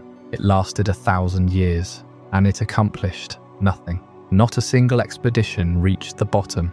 The emperor's greed for control bled his empire dry. 200 years ago, a different kind of explorer tried. Heath and his team reached the bottom for the first time in recorded history. They found no army of gold statues, no weapon. They found a strange, glowing ecosystem, Herba Mystica, wild Pokémon shimmering with terrestrial energy, and creatures that looked like familiar Pokémon, but from a different time. Heath called it a treasure, but he was talking about knowledge, a record of the impossible. The establishment did not listen. A decade ago, the professor took Heath's notes and treated them as scientific fact. The Zero Lab was built at the deepest point of the crater, and there, the professor uncovered what the treasure really was. It was not a single object. It was the terrestrial phenomenon itself, the source of the energy, the key to rewriting reality. The treasure beneath the world was the power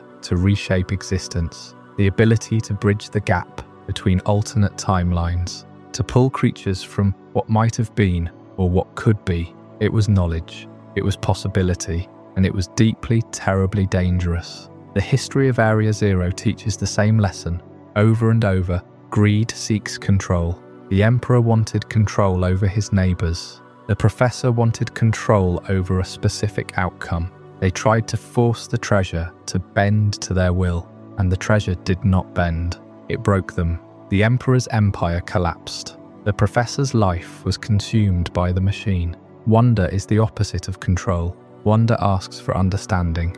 It observes the crystal without trying to shatter it. It records the paradox Pokémon without trying to cage it. It respects the boundary. Tonight the surface of Paldea is quiet. The schools are empty. The cities are still. But deep beneath the earth, in the 0 point of the great crater, nothing has changed. The terrestrial crystals continue to glow with a steady, silent rhythm. They have been glowing like this for over 1 million years. They will continue long after we are gone. The oldest secret remains awake. The treasure was never meant to be claimed. It was meant to be found, witnessed, and left behind. A reminder that some mysteries exist for their own sake. The machine is shut down. The bridge is closed. But the source of the power is still there, patient, undisturbed, waiting for the next person who arrives not with a pickaxe or a plan, but with a simple desire to look and to wonder. Deep in the crater, where the light from the surface barely reaches, the crystals pulse slowly. They were here before the first Emperor, before Heath, before the Professor. They will be here long after the last footprint fades from the crater floor. The treasure beneath the world is a quiet, glowing place, a deep question mark in the heart of Paldea, and tonight it remains awake, completely undisturbed, older than memory, patient as stone. Perhaps that is the final truth of Area Zero, not that it holds an answer to every question, but that it teaches us how to live beside the unanswered. Paldea has built roads around the crater. It has raised schools in the shadow of its walls. Its people have learned to use a fragment of its light, without pretending they own the darkness below. And somewhere beneath all of that, the crystals continue their ancient song. Not a warning, not an invitation, simply a reminder that the world is larger, stranger, and more alive than anyone ever believed.